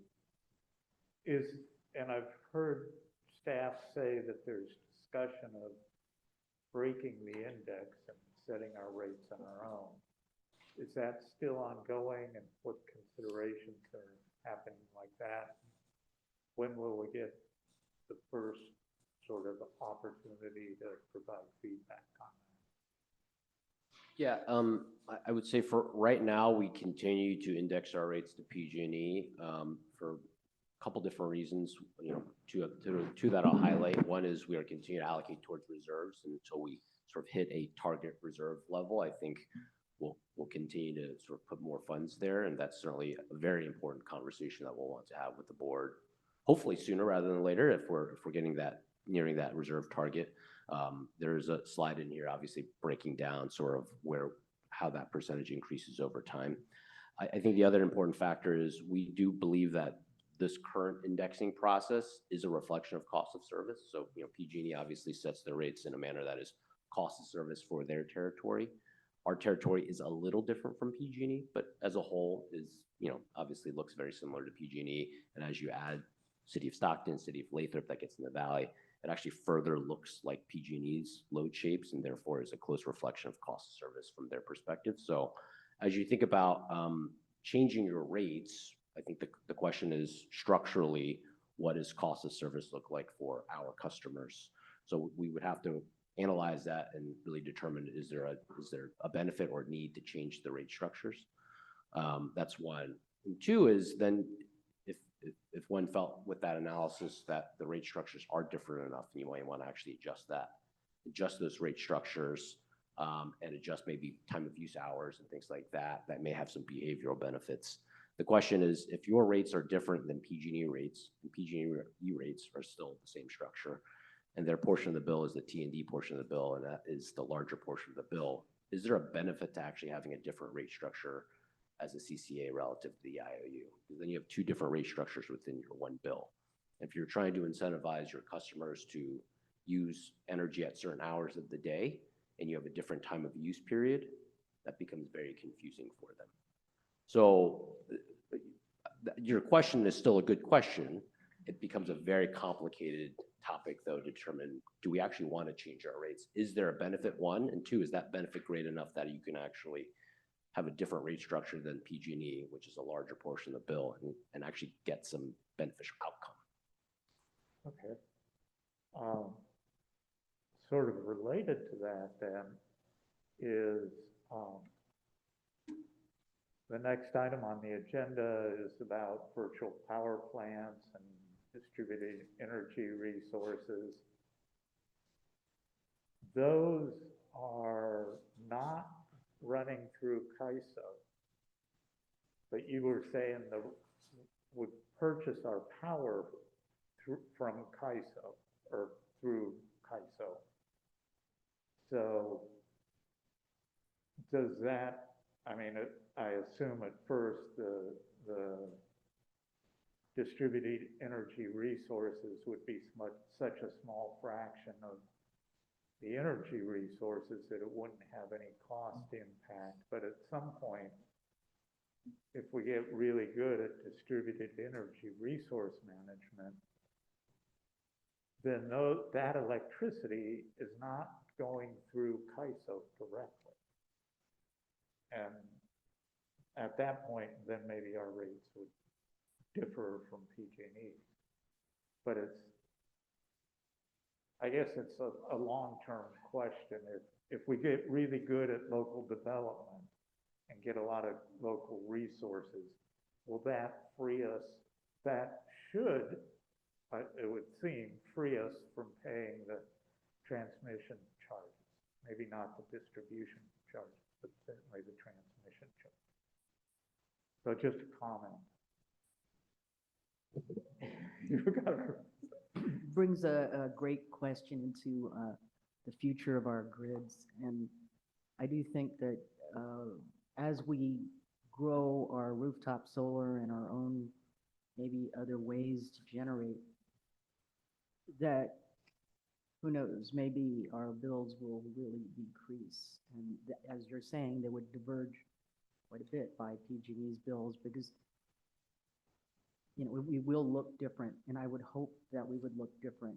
But it's also taking into account electrification of buildings, you know, microgrids. That would be very exciting. I don't know how I could get involved in helping doing that, but I would definitely throw my, you know, any effort I could into that. And I have 3 more questions. Remember, 1 second. Let's see if we can, Pacheco raise his hand, then you can go after you. Okay, if he's in a roll, go for it. Okay.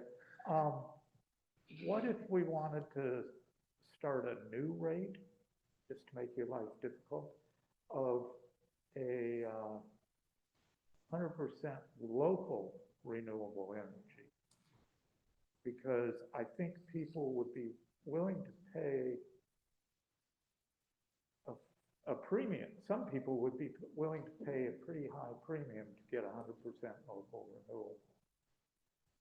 And I'm just wondering how complicated it is to start a new rate, to do something like that. And I'm not expecting a detailed answer right now, just sort of off the top of my head, get you thinking about that. I don't know if you have an initial. Do you want me to answer that, or I don't It's know if up to you. this is clarifying questions. That is a fairly separate talk altogether, but I'm happy to address if you want me to. Yeah, I think it'd be nice to have clarifying questions, and then we need to get the public comment too, and we want to get to other heavier items, but it's great if you have a couple ideas and also having an offline conversation. But if you want to quickly answer that, if you have an idea or Sure, opinion on it. it's not difficult to introduce a new rate. I think it's complicating to think about what customers you would put on that rate and how do you market that rate. And the more rates you have, energy prices are already complicated enough. So the more you introduce a new product, it actually becomes quite challenging. But with that said, you can do it. You know, operationally, it's not difficult to introduce a new rate. We in fact had a third rate before, right, Brilliant 100 that we've sort of dissolved over time, but we had three rates before. I think the separate challenge is a local rate specifically would be quite challenging given the amount of local resources you have to actually serve load 24/7. So I think that's the significant issue you have. How did you do that? Well, that's why it'd be a big premium at first. A couple of clarifying questions. I noticed there was a GASB 62 existing revenue balance of 34 million that wasn't counted one way or the other. What exactly is that? Or, you know, what is a GASB reserve? Yeah, GASB 62 is a GAAP financial principle that allows you to defer revenue, and that significant portion of those funds are related to a long-term renewable energy and clean storage investments. So that's something that from our prior fiscal year budget surplus, we have, I think, $11 or $12 million earmarked for putting towards other long-term renewable investments. And then the other portion of that was for a rate stabilization fund. Okay. And you had the chart of the money spent over the years categorized by PPA, hedges, open capacity, RECs, and carbon-free. Does that correspond more or less with the megawatt hours of electricity, or is that just dollars? The chart on those are dollars. Yeah, I would not look at that as a reflection of megawatt hours. They're different units in some cases. So it really is dollars, yeah. So PPAs, the megawatt hours is maybe larger than. Oh, yes, absolutely, yeah. I think I noted that. So our PPA volumes are significantly higher. It shows up as a low dollar amount because those are really in the money contracts. And so you net out your payments from your costs. So it reflects as a really small bar. Yeah. I think the takeaway from that graph is mostly to show the year-over-year comparison more than it is a balance of the product. Okay. That's it for me. Thank you. Member Pacheco? Sure, I will say that I love the idea of a local rate, and I would pay a premium, and yes, it would be expensive to set up, but from its inception, the idea of our local build out has been key, and that certainly would drive new local resources being built. There was a market for it that we were offering a premium rate for. We'd love to see that, but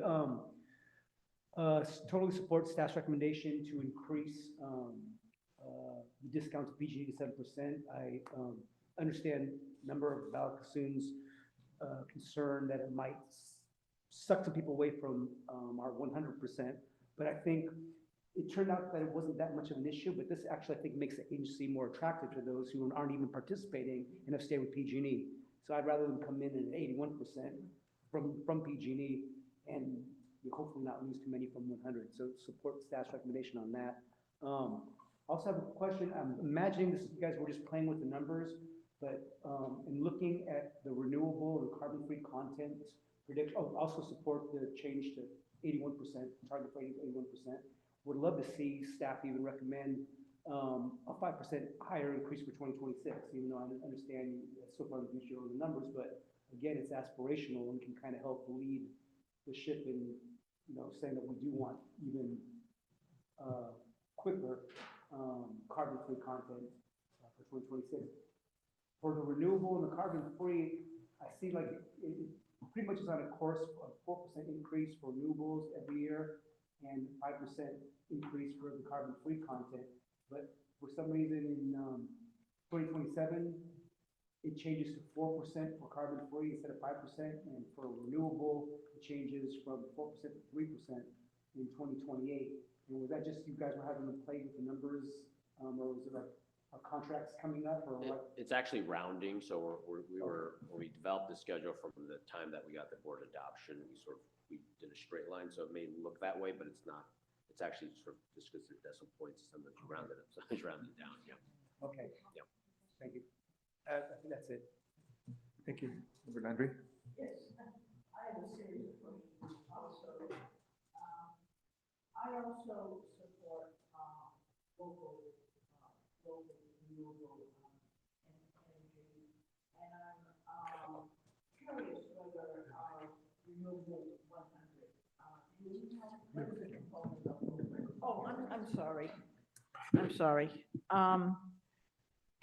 Again, I was asking about local renewable energy 100 and whether that includes how much of that, what percentage is local generated energy in that local 100 portfolio now?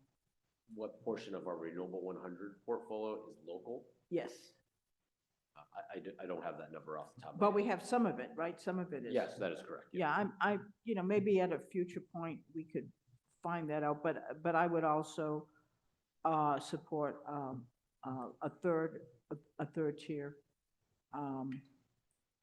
And regarding the incentive for Bright Choice, yes, we do want to get more folks into CCAs. And, I know for lower income customers, paying more, is a challenge.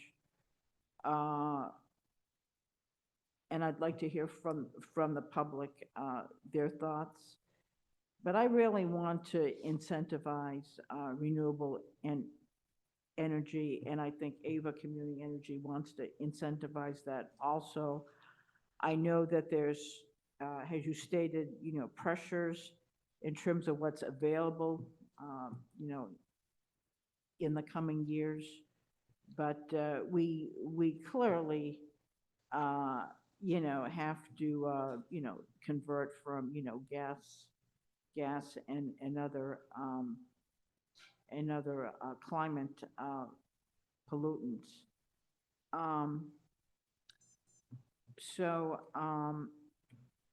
Yeah, I would like to have some consideration maybe next year about incentivizing more renewable, the incentive going there.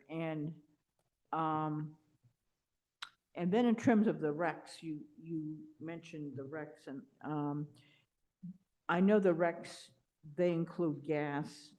It doesn't include, can you tell me what our? RECs don't include gas. RECs are specifically renewable energy certificates. Okay, then I apologize.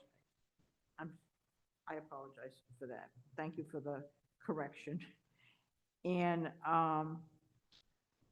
lastly, I wanted to ask about the in-house call center.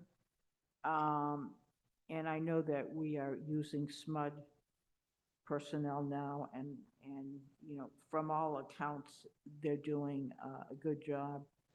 But we wanted it also, as part of the local development business plan, we also wanted to include local jobs, which, tonight there was the training program. But we also wanted to have an in-house call center with potentially unionized jobs. So I'm just curious, I'm just curious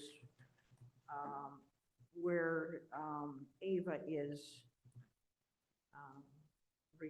regarding the timeline to bringing in the call center in-house. And it's been discussed before. Yeah, I don't recall the exact date, but maybe a year ago or so, we did bring forward an item related to this, and I think the direction from the board at that stage, and was not prepared to answer this question because it was a little while back, but there was direction to basically work with SMUD to hire union local workforce, but to continue to have that managed by SMUD, basically. So in many regards, that's being accomplished, but not having them as AVA employees, but rather as workforce from SMUD with a target to have them based in the AVA service territory. Okay, so are they unionized workers? Yes, they are. Right, thank you. Thank you. And I see another hand raised, Member Harper online. Thank you for your patience. Thank you. I had a question about the local development budget and just the non-operating expenditures and specifically. I was just curious if the 22 million, if that's, can you break that down by, is that all energy generation revenues, or is there public funding there? Is there loan funding? Are there philanthropic contributions? Or should we just kind of take that's 100% from energy generation revenues? So which item is this? Which line? In item? the local development budget. And I'm sorry, what was your question? Just my question was just the total revenues for that program, if that is 100% from AVA customers, from energy generation revenues, or if that also includes like public matching funds from grants, loans, their philanthropic contributions. Is there a specific line item on the local development budget you're pointing to that is related to revenues? I'm sorry, the expenditures, the expected expenses, the local development budget. You have 22.4 million. The source of funds, I think. Correct. So that is the local development proposed budget. Now, what's the question? Is that forecast to come just from AVA energy generation revenues from customers, or does it also include committed Those are all public funding? expenses That's that what I'm we're asking. forecasting for. What's the source? Sorry? I guess he's asked a question. May I ask, I clarify, I think the source of funds, where's that money coming from? Is it?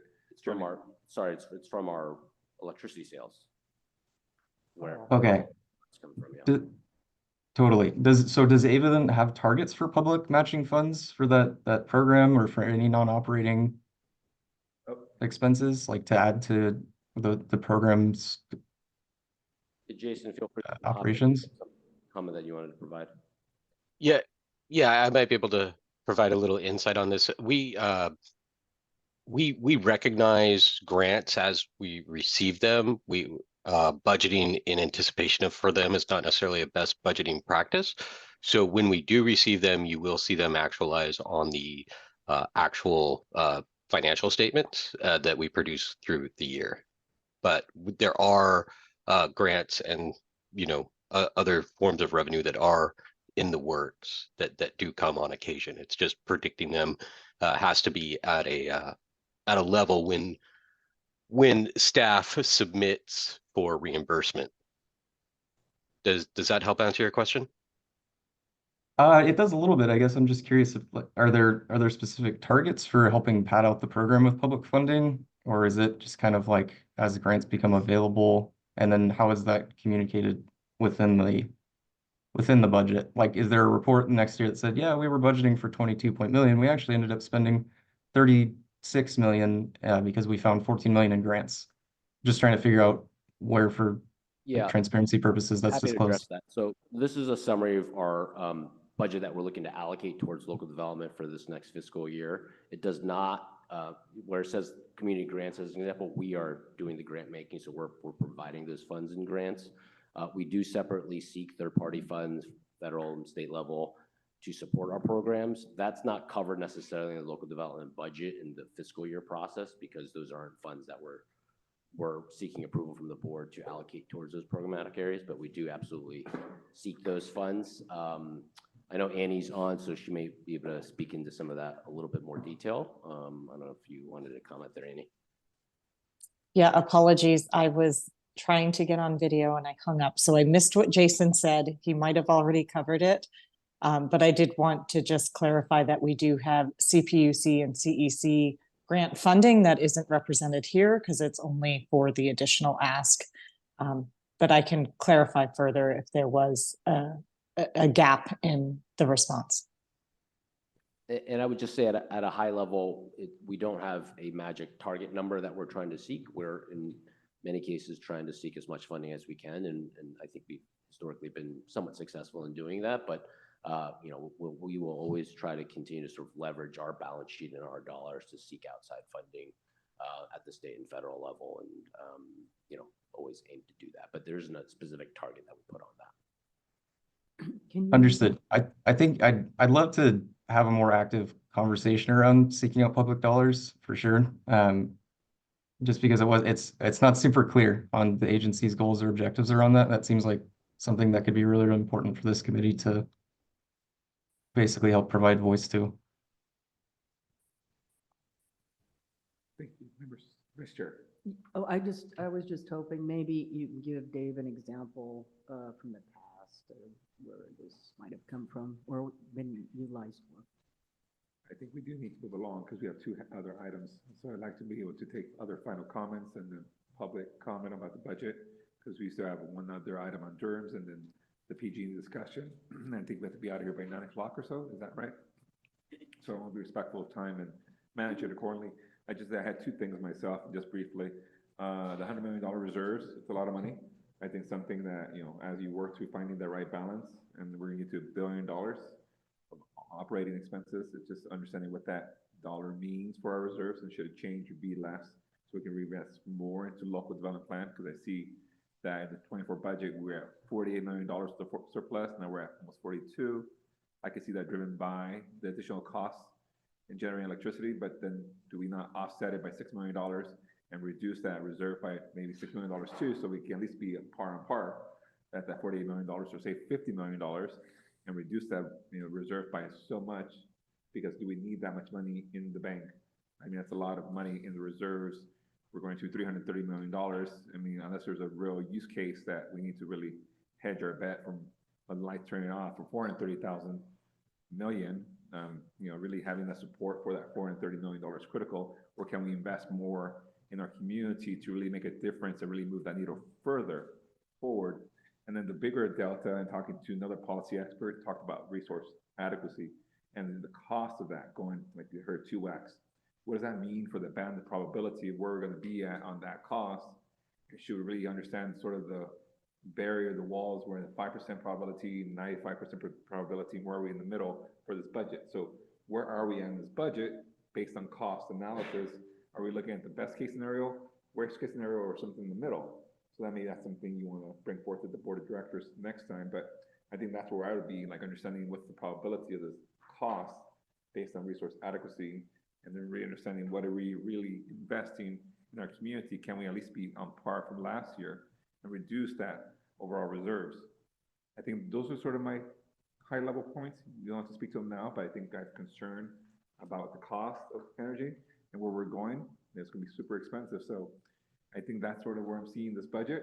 It's a good budget. I think a lot of good work here, but hopefully you get more information from the board to give you more concise feedback around what we should be presenting for action. So with that, I want to give a second to the public, if that's okay, if we can, to the public for a couple minutes, if there's anything there that we want to hear about this budget, and then we can go back to final member comments, and then we need to move forward with the next items. Anybody else? You want to speak on the budget? Yes.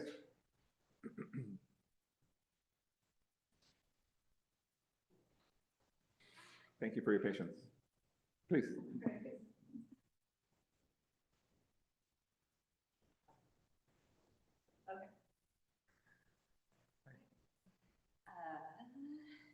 Hello, my name is Ayla Peters-Pass. I am representing Local Clean Energy Alliance.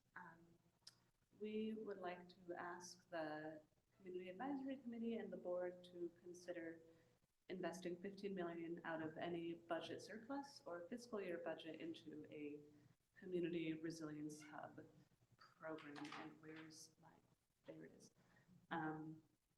We do appreciate that Ava Community Energy's current proposal does include microgrids and solar and storage for the critical municipal facilities. However, we know this is not enough to meet community needs in terms of climate resilience, in terms of day-to-day resources and immediate needs in face of various different crises. climate change, as mentioned, being one of them. Solar and storage is just one place, one need of a resilience hub. There are a variety of different needs that resilience hubs have that are also, I know we mentioned things like language accessibility, like access to housing and job opportunities, but even if we're just looking at in terms of energy needs, we have things like food refrigeration, cooling and heating centers, air filtration, portable solar battery access, and that's just a few of many needs that resilience hubs meet. And we call on Ava Community Energy to fulfill its larger responsibility to their constituents by funding a much more robust and much more diverse resilience hub program in community trusted locations that support environmental justice community needs. I am very new to local clean energy, but in the time that I've been here, I have been in conversation with a lot of various different resilience hubs across the Bay Area. They all do incredible work serving, East Oakland communities, serving the Chinese American community in Chinatown. All of them have expressed a very deep interest in having renewable energy, in having solar power. They have expressed wanting to have backup solar. They have expressed wanting to be able to outfit their locations with solar power. But all of them have talked about that is not enough, that is not their priority if they're struggling to keep the lights on, if they're struggling with very skeletal staff, and how that is a much more pie in the sky idea right now than it is to just simply continue as is with providing the services they need to their communities. So a much more robust resilience hub program will open the door for these organizations to continue and expanding the services they have while also making solar and storage much more accessible to them. Thank you. Thank you.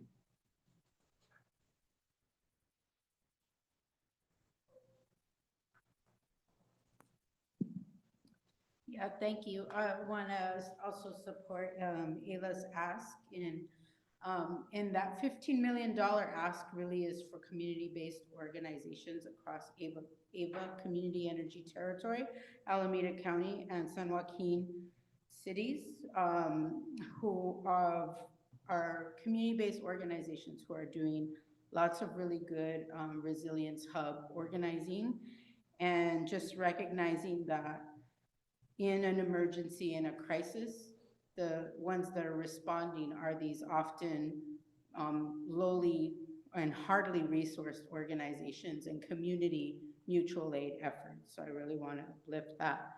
In addition to that, I'd also like to ask the Community Advisory Committee to recommend that the board increase the community grant line item, and in addition, recommend that in addition to the $100,000 grants for 3 years, that smaller grants such as $50,000 over 3 years, totaling $150,000 each, also be administered by the Community Innovation Grant Program, mostly because we know that not every organization is on the same level. There's a lot of really good grassroots ideas, and we should be supporting them.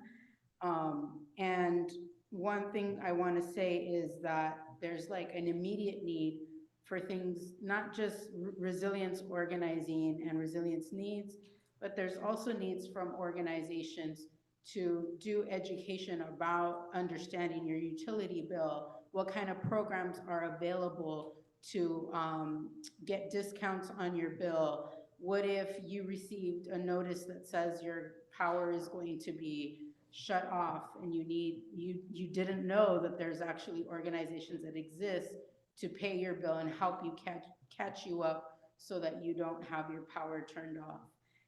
These are resources that exist but are very complicated to access, and oftentimes there's a language barrier.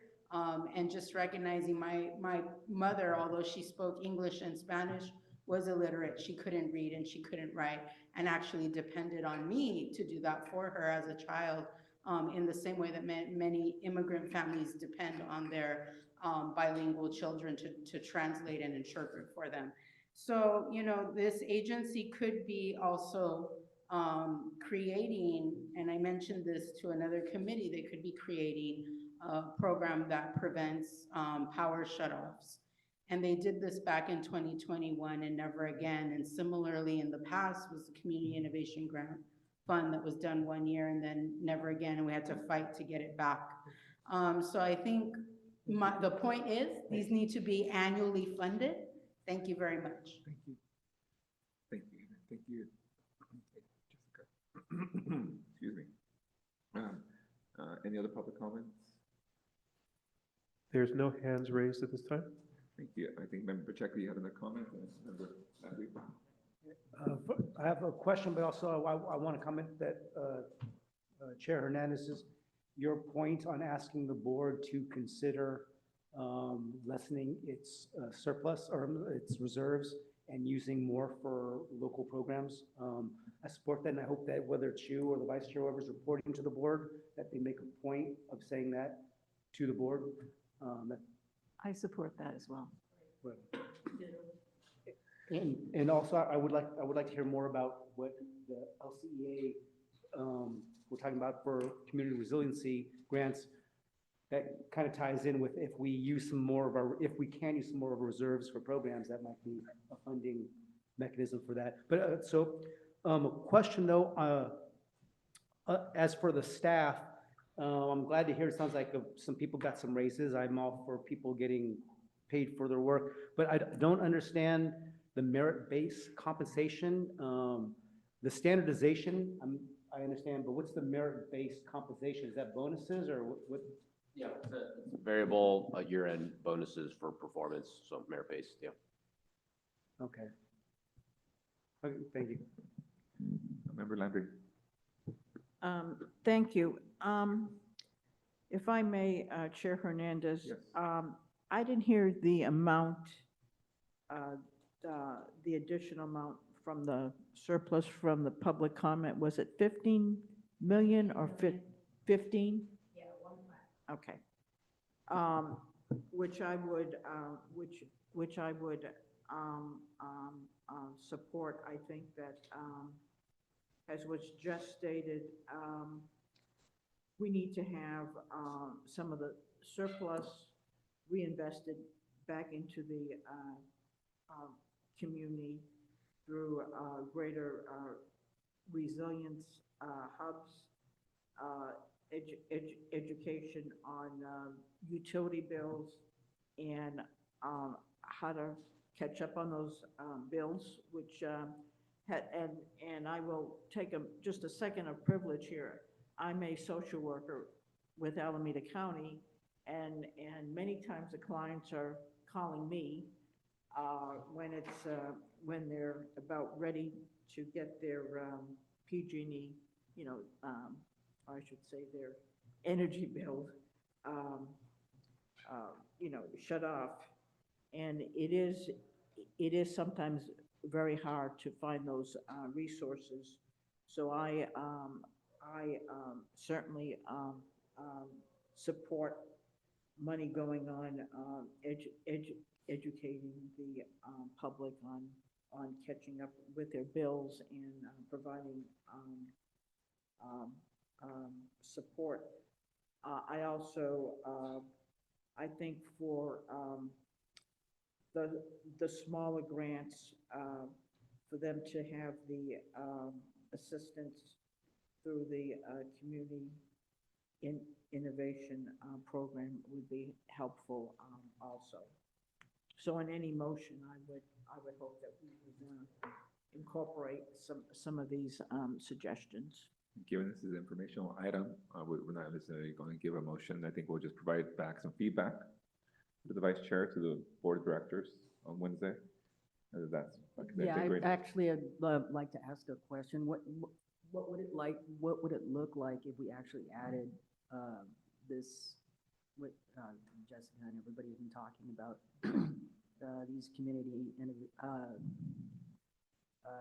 grants, and especially when it comes to helping with people's bills, and putting it on the budget, so we have something that is continuous. Would that be? Can I clarify, you're saying put it on the bills, are we No, talking no, no, about? I mean, saying, What are we not talking? on, just put it on the budget so that we would know, we know this is happening. We know that people are in trouble.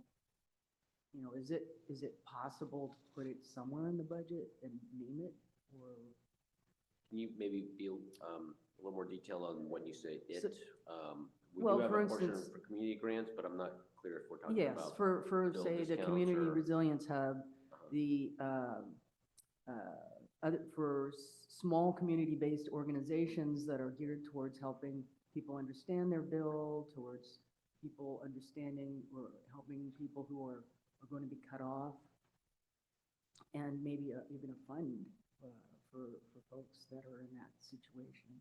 Would it be something that, since we know this is something that we've done and we've helped people before with, is it So possible? we do have a portion of $1.2 million for community grants. On the, I guess on the bill hardship perspective, I think that's our approach to that is trying to offer the $50 bill credit for Care and Fair customers, increasing the value proposition from 5% to 7%. And then we do have in the budget surplus additional funds going to year ends with on bill credit. So I think maybe that speaks to the bill hardship you're speaking to, or? Well, yeah, I mean, I understand that there's care, folks on care, but there's even more situations besides folks who are low income. But I mean, maybe I'm just covering too much ground here. Thank you. I think there's a comment, member Bakusu. Well, I heard three things mentioned. One that Ed mentioned, which was the money that's going to the reserve, that it be in parity with last year. And then some of that money being taken for grants. I'm not know what specific ones we were talking about. And then there was a second discussion about the $15 million resilience money. And then there was a third one, which is talking about $50,000 grants to small organizations who can help with bills and things like that. So there were like three things we talked about. Just to clarify. Thank you. Yeah, I think some modifications and see how that would be to the favor of the board based on some recommendations about the reserve allocation back to the local development plan and really looking at smaller grants, and it might involve like additional headcount, right? Another resource or two to help manage some of these programs locally to really help affect those who are struggling with paying the bills and really making sure that really makes a difference, and that changes the budget a little bit.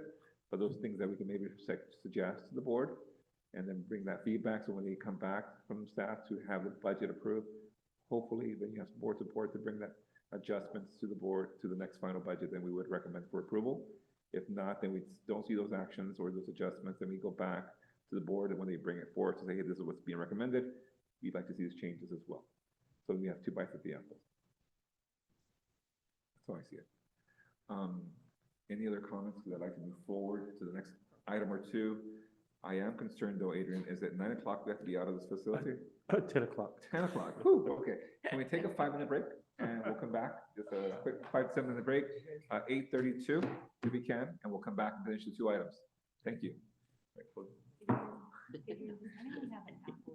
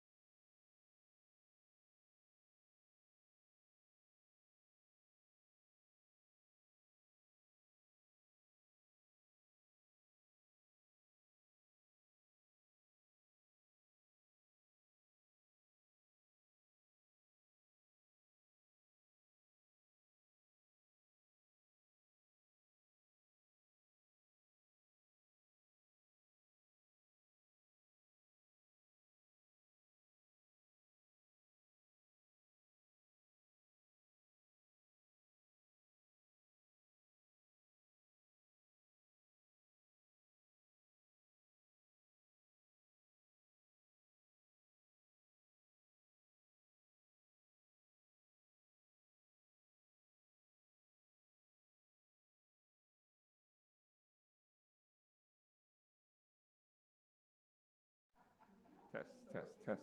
All right, we're coming back. Item C8, DERMS plus Battery Program Administration. It's still another board action item, followed by the PG nuclear allocation. We want to see if we can get through these two items within the next hour and a half, the latest. Again, item C8, DERMS plus Battery Program Administration. It is a board action item, authorizing the CEO to negotiate a contract for distributed energy resource management system, or DERMS, plus the Battery Program Administration support. Who is speaking on this item? Hello, it's me. And you are? I'm Felice Ventura, and I'm with the local development. Adrian, would you mind driving on the slides? Let's make sure that people online can hear you. All right, if anyone can't hear me, please say something. I'm famously not loud, so if anybody in the room also has trouble, let me know. Here we are. I think we can go to. Hi, can you speak up a little bit? Sorry, I can't hear you too well. Yeah, let me adjust this. Oh, that's better. That better? Thanks. All right, thanks, Davis. Okay, so before talking about the DERMS provider selection, I thought we probably ought to spend some time talking about what is DERMS. So as with many other things in the energy space, it is an acronym for Distributed Energy Resource Management Systems. Basically, a software platform that is designed to help to talk to all these variety of distributed energy resources that we have in our service area. You see the examples up on the slide, ranging from EVs to batteries to thermostats to some kinds of heat pump water heaters.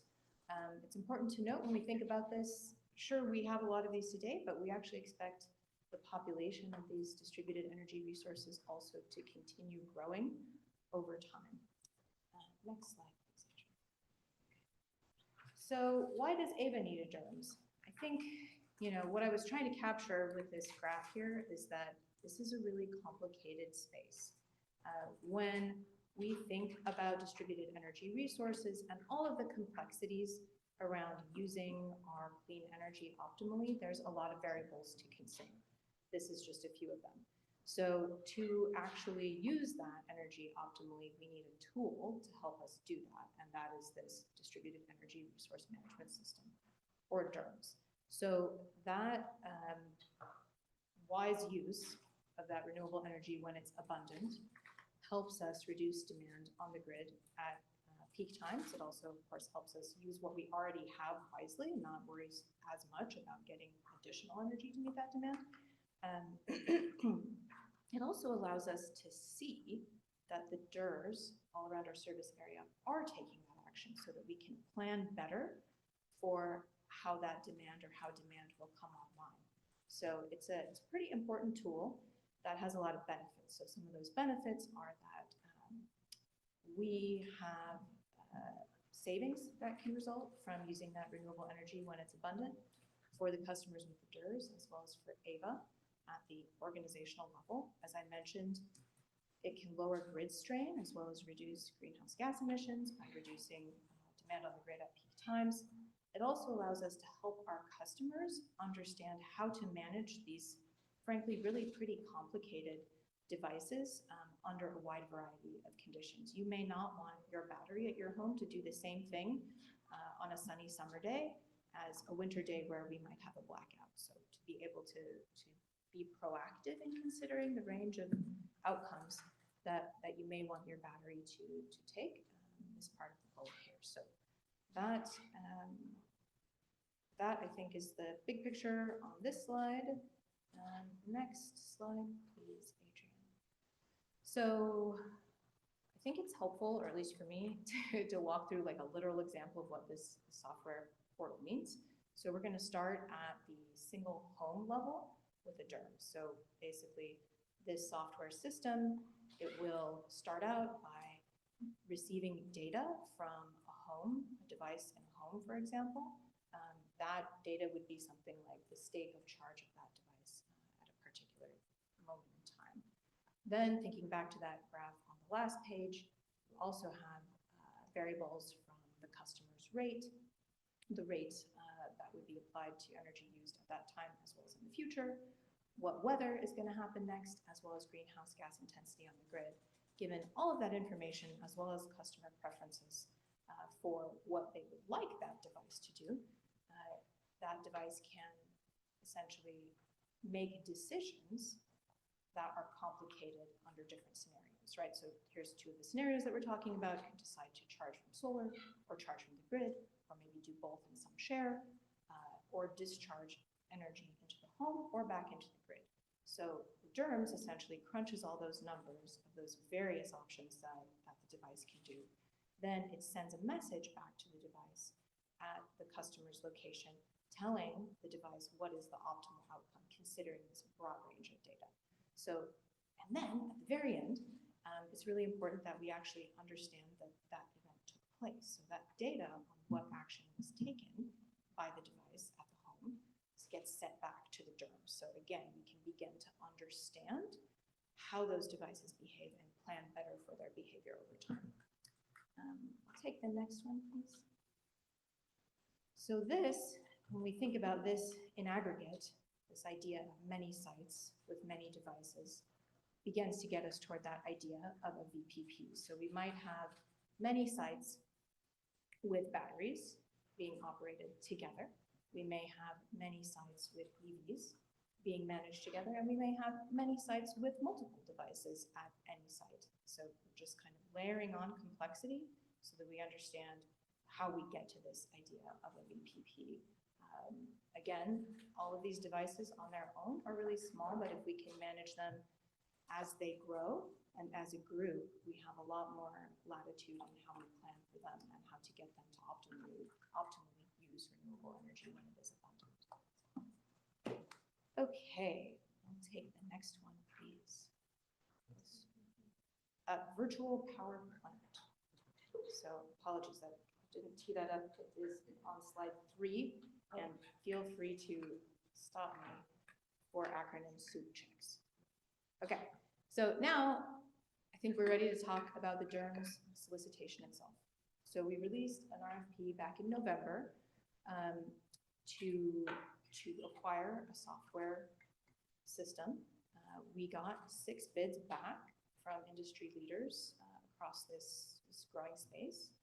We evaluated those responses based on their experience with distributed energy resource integration. So basically, how to speak the language of any particular device made by any specific manufacturer, how to optimally do that management across a range of device types, as well as long-term forecasting. So going back to that idea of giving us visibility into how those devices behave over time.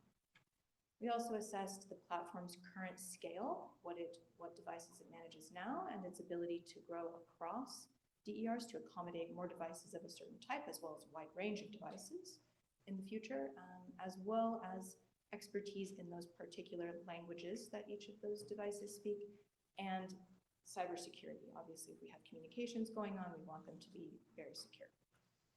So we went through that assessment process over a period of a number of months. Our staff's recommendation is to select Lunar Energy as AVA's DERMS provider. Contract term proposed would be 2 years with 3 one-year options to extend. And the proposed budget would be a not-to-exceed budget of $2 million, which was previously allocated in last fiscal year's budget. So you would not have seen that as a line item in this recent budget, but if you looked back in that, I think, right-hand side column, that was the $2 million for demand response. Next slide, please. Now I'll tell you a little bit about Lunar Energy. Lunar Energy is a Bay Area company headquartered down in Mountain View. They currently have the largest third-party residential battery fleet in the world and manage that. And they are a great fit for us because their approach aligns very strongly with our needs that we defined in the RFP. They clearly have expertise in managing these behind-the-meter distributed energy resources. They also have experience delivering customers and managing programs for a wide variety of customer types, which is important to AVA as well. And then finally, Lunar can also help support our battery program implementation. I'm going to head to the next slide.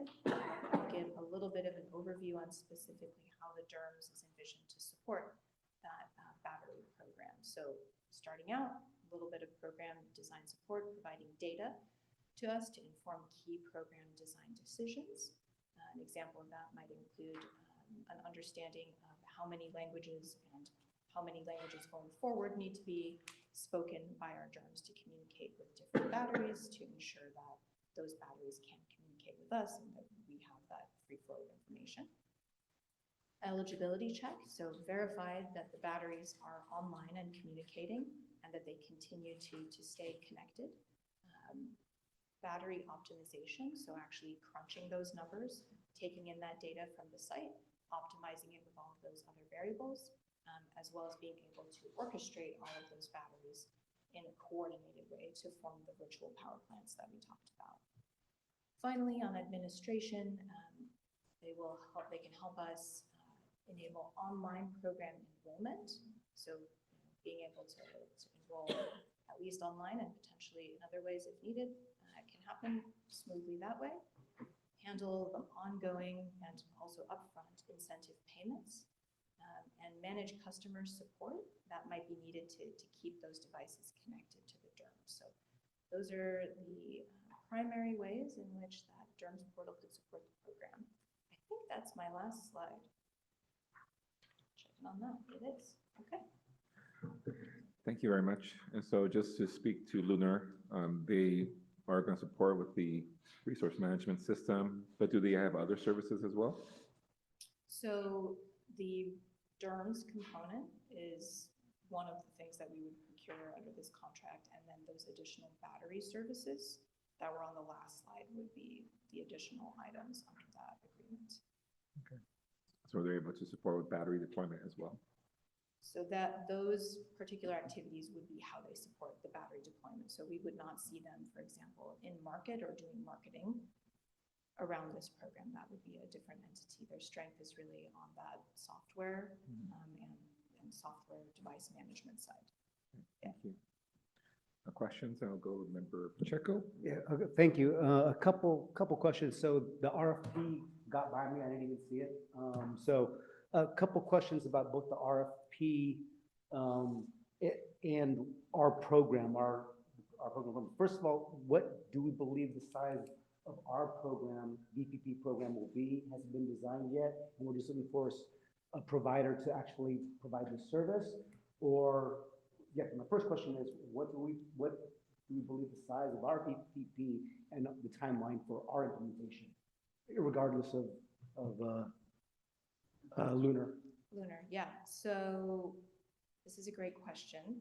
This is one of those key things that we organizationally want to do to get to our 2030 carbon-free energy goals. We do not have enough information yet on how these devices behave, and they're not currently at scale yet for us to kind of have an annual number to get to 2030. But the vision is that we would get to that information through this process and through this contract. So we will, obviously, y'all have heard about the battery storage program.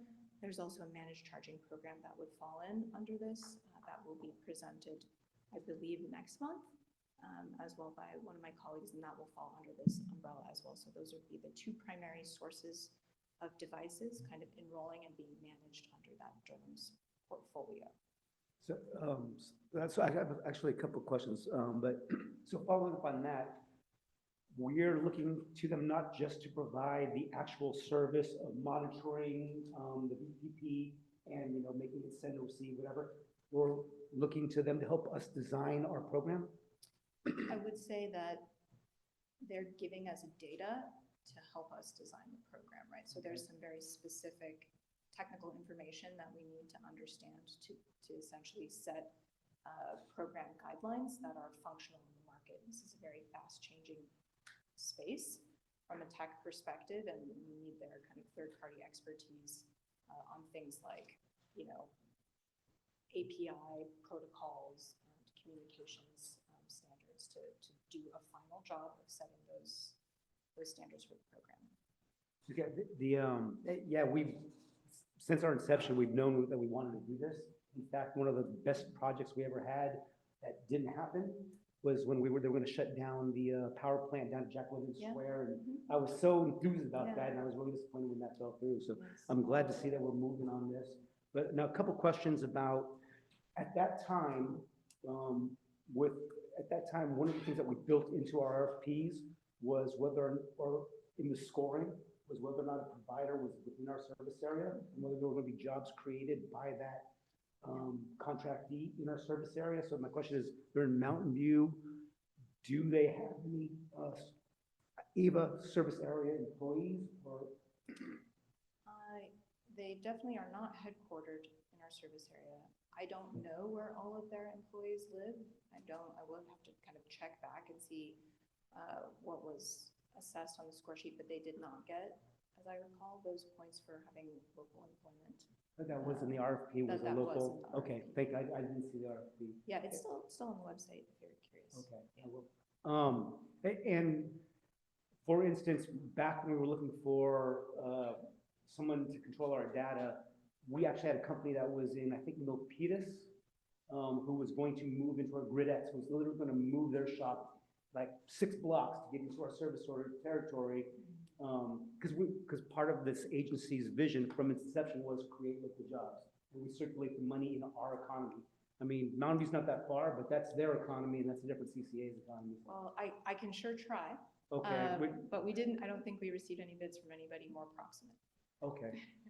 And here's another question too, before I personally could support saying yes to this. Do they have an agreement of neutrality? Should first of all, I'm going to assume they're not a union shop. I'm just going to assume that. I might be wrong. I believe that's correct. They're primarily software engineers. Sure. So to the extent that that industry is as yet to become highly unionized, I think that's Sure, my union and others are working on that. I would like to see, and I guess maybe it would be for me to make a motion, is assuming they are non-union, I would like to see them make a declaration like GridX did years ago, saying we will be neutral should our employees decide that they want to organize. I think that's appropriate for the board to ask any of our service providers. So I guess, would that be something to make at a motion after discussion, or? Let's continue our discussion, more about clarifying comments, take public comment, and then we can take your motion. Okay, and, So, yeah, do you have another comment? no, I think that's it for now, thank you. Member. I just have a quick Dr. question. Sun. So this, can the data from this be used for future technologies? Or is this locked into sort of current technologies or the data that you're getting? I guess I'm asking because I'm really interested in bi-directional charging. Yeah. And can this data support that? So this platform could support that, right? And I think there's a lot of questions that are specifics around the particular protocols for communication and what the manufacturers will allow, and more specific items. But generally, yes, this is the type of platform that could help us manage bi-directional charging. And does the smart grid, the smart meters, are they like this? Is this something like a smart meter, or can that data support you on this? We do have meter data. This is something that we could use as one of those kind of many variables going into the funnel at the top end. This platform is really much more focused on the device activity, and so kind of being supplemented potentially by other data, which could include that meter data, would be helpful.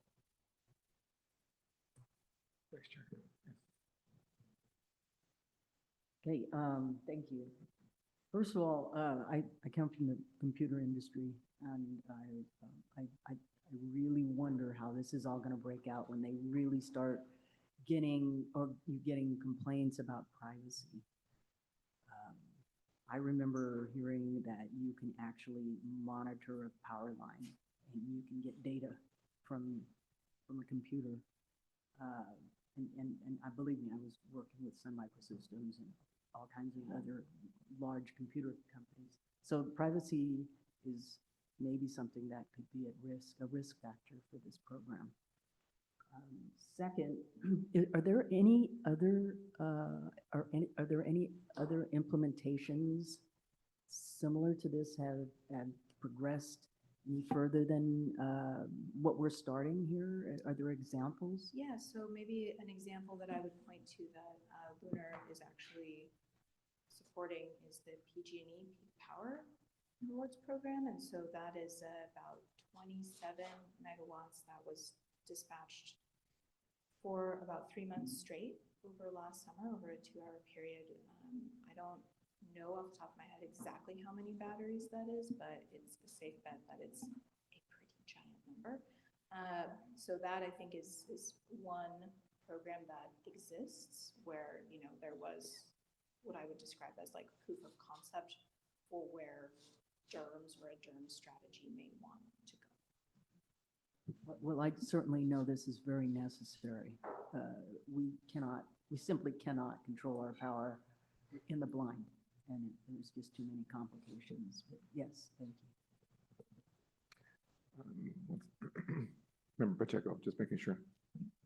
One other question. I'm imagining that this is wireless technology. Is it wired or? Wireless. It's wireless. I always prefer broadband, wired when possible. I guess that's not what the architecture is, but it's always better for security reasons, if you can actually have a wired, just a comment, I guess. Thank you. I have no other hands raised. Any public comments? Oh, just welcome back to, remember, let me just get there. Any comments? There are no hands raised at this time in the room. Okay. No hands All right, raised. thank you. Remember, let's, I'm actually on my non-AVA community energy stuff. I'm actually very familiar with what's going on with heat pump water heaters. And there's a type of control technology that's designed to do this, that's required for new construction, well, actually required for new construction in California. It's required now in the state of Washington. It's, the standard is CTA 2045. And the brand name is EcoPort. It's designed to do for water heaters. And it probably worked for air conditioners. And I saw that you didn't include pool pumps, which is something that can actually be controlled because, you know, they just have to run a certain number of hours a day. It doesn't matter which hour. So it sounds like Lunar is focused much more on solar and batteries, and they haven't gotten into these other spaces. I don't know if that showed up in their response to the RFP. And again, I didn't catch the RFP, so I don't know how much detail you went into that on what standards they could work with, what protocols. We did ask them about standards for those 4 devices that were up on the first slide. And essentially, in addition to sort of the communication standards, what integrations already existed for the different models and different manufacturers for those devices. Okay. And we did not include pool pumps in that list in the RFP because we don't have that many pools in our service area, or at least not as many as in other places, but that is something that could be on the roadmap in the future.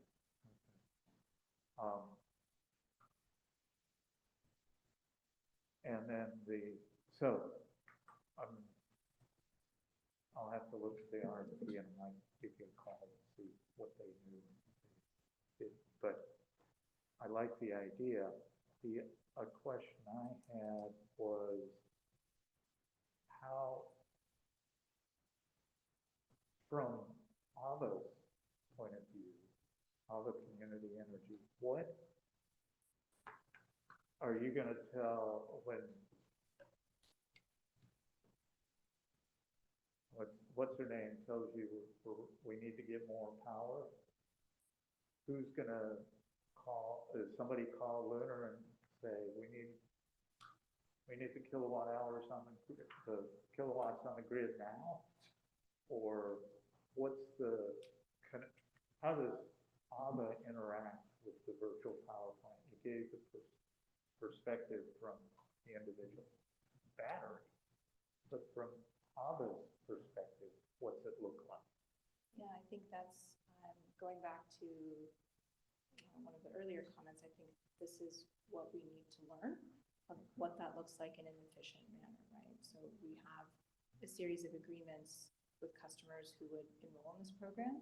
And then on the other side, on the AVA side, then we need to figure out how to benefit our customers most, given the bounds of that agreement, given the capabilities of those devices. So I think that's something that we are actively trying to learn in advance of kind of these devices being really scaled up in the way that we expect them to be over the next number of years in our service area. Okay. And speaking of scaling up, do you have any idea how many solar and, more important, solar storage systems are in AVA territory? Yes to both. I don't know off the top of my head. I think that we are, with respect to sort of that grouping of solar and then solar storage, all of those solar standalone installations could be retrofitted with batteries as well, right? So we don't necessarily need to just look at the universe of what exists today for solar and storage, but actually what I think is really interesting is looking going forward at all of those systems that are yet to come that have solar native built in, as well as all of those systems which could be retrofitted that are already, you know, quite prevalent. Okay. So that number is probably in the thousands, if not tens of thousands. Territory. And you're talking, and then electric vehicles, current ones aren't bi-directional, but they don't have the protocol. There's lots of talk. Future ones will be, and I know people who hacked them into being bi-directional for resilience hubs or purposes. But there's a large number of territory, probably in the hundreds of thousands. I'm just guessing. So if all of that could be controlled, $2 million is not anywhere near enough. So this, just to clarify, is only for the software component of that. So if you think about like the license essentially for the platform, and for that period of 2 years, these separate programs, which include sort of the solar storage program and in the future, managed EV charging will have separate budget allocations. And I don't remember Howard's slide off the top of my head, but I think there was a line item for EV managed charging in that. So those dollars are kind of showing up in different ways in the budget. Okay, and so that they will be in charge, Lunar is going to be in charge of integrating those into the control that AVA can manage that to the benefit of both AVA and the individual consumer. And the contract was for 2 years with potential for 1 year renewal, 3 1-year renewals. That's right. Is the potential for renewal just the same size, or are you hoping to grow it? And do you have potential to grow it? I certainly think that we have potential to grow it. That not to exceed is certainly, you know, what we feel is a first crack. There's basically the more that you put on the platform, the higher the costs go, and so we just have some uncertainty on how quickly that scaling happens. So it would be my expectation that, yeah, if we extended, we would be seeing, you know, more capacity on that. We may need additional budget at that time. Okay, so this is sort of to get it started and actually do it, but not on a large scale. At the end of 2 years, do you expect to have how many systems actually under control? Yeah, I think that the reason that I don't have a number for you is that a lot of what we are driving to from the program enrollment standpoint is actually driven not by these existing devices, whether they're batteries or cars, but actually that kind of significant growth in these markets. Like, as I'm sure you know, we're kind of at the point where many of these technologies are becoming mass market. And so it's very difficult to know exactly where we are on that exponential growth curve and to basically set what I would describe as like a percentage capture target of everything that's available, because we don't know how quickly that population is growing. So this is market testing to see, how much is out there, how much can we capture, how can we make our value proposition attractive in that context. If we can move forward. Final question, any other thoughts? Just want to make sure we move forward with the item. If we can. Thank you, member. Member Pacheco, did you want to make a motion? Yes, I would. Microphone down. I would support this. I would ask the board, make a motion for the board to include conditioning that Lunar announce a neutrality agreement position should its employees decide to organize. Thank you. Is there a second? I'll second Member Landry. Thank you. Any other dialogue around the motion? Seeing none, we'll do a roll call vote. Thank you. Member Landry. Yes. Member Balkson. Yes. Member Stevenson. Yes. Member Lockman. Yes. Member Pacheco. Yes. Member Harper. Yes.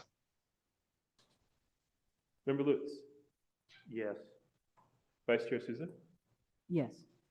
Chair Hernandez. Yes, thank you. Motion is approved. Thank you. Moving to the other, item number 9, the PG&E nuclear allocation, action item on 2025 to 2030 PG&E nuclear allocation. Who's speaking to this item? I'm gonna present on it. Thank you, Howard. If you could pull up the presentation, that would be appreciated. So I'll try to go through this relatively quickly, knowing that, of course, this is an important topic for this body to discuss. We did bring this to the board last month for discussion. There's intention to bring this forward on Wednesday as an action item. If you can go to the next slide, Adrian. This is just the agenda. We'll walk through some background and then a bunch of data and facts, and then at the end, some different procurement-related scenarios. Adrian, if you can jump to slide 4. Just quick general background is we have discussed the nuclear topic with the board in prior years. Many of the members here are familiar with that discussion. Previously, Diablo Canyon was anticipated to shut down in 24-25 timeframe. We're in the midst of that. Both state and federal authorities have extended Diablo Canyon for 5 years due to sort of reliability concerns, capacity shortfalls. So that is why we are revisiting that now.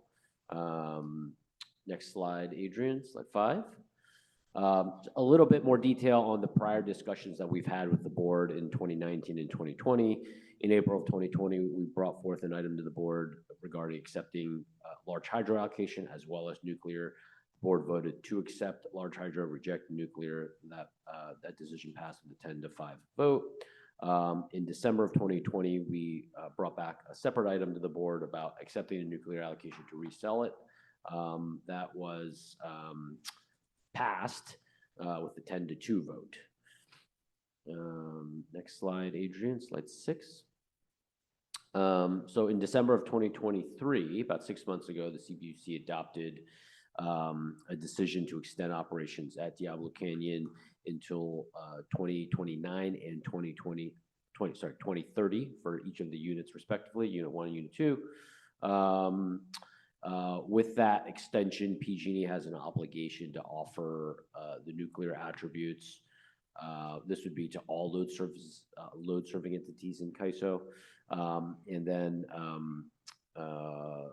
noteworthy here is this is separate from Diablo Canyon, of course, but large hydro allocations going forward may not continue to be offered by PG&E. They have some level of discretion on whether they offer large hydro or not.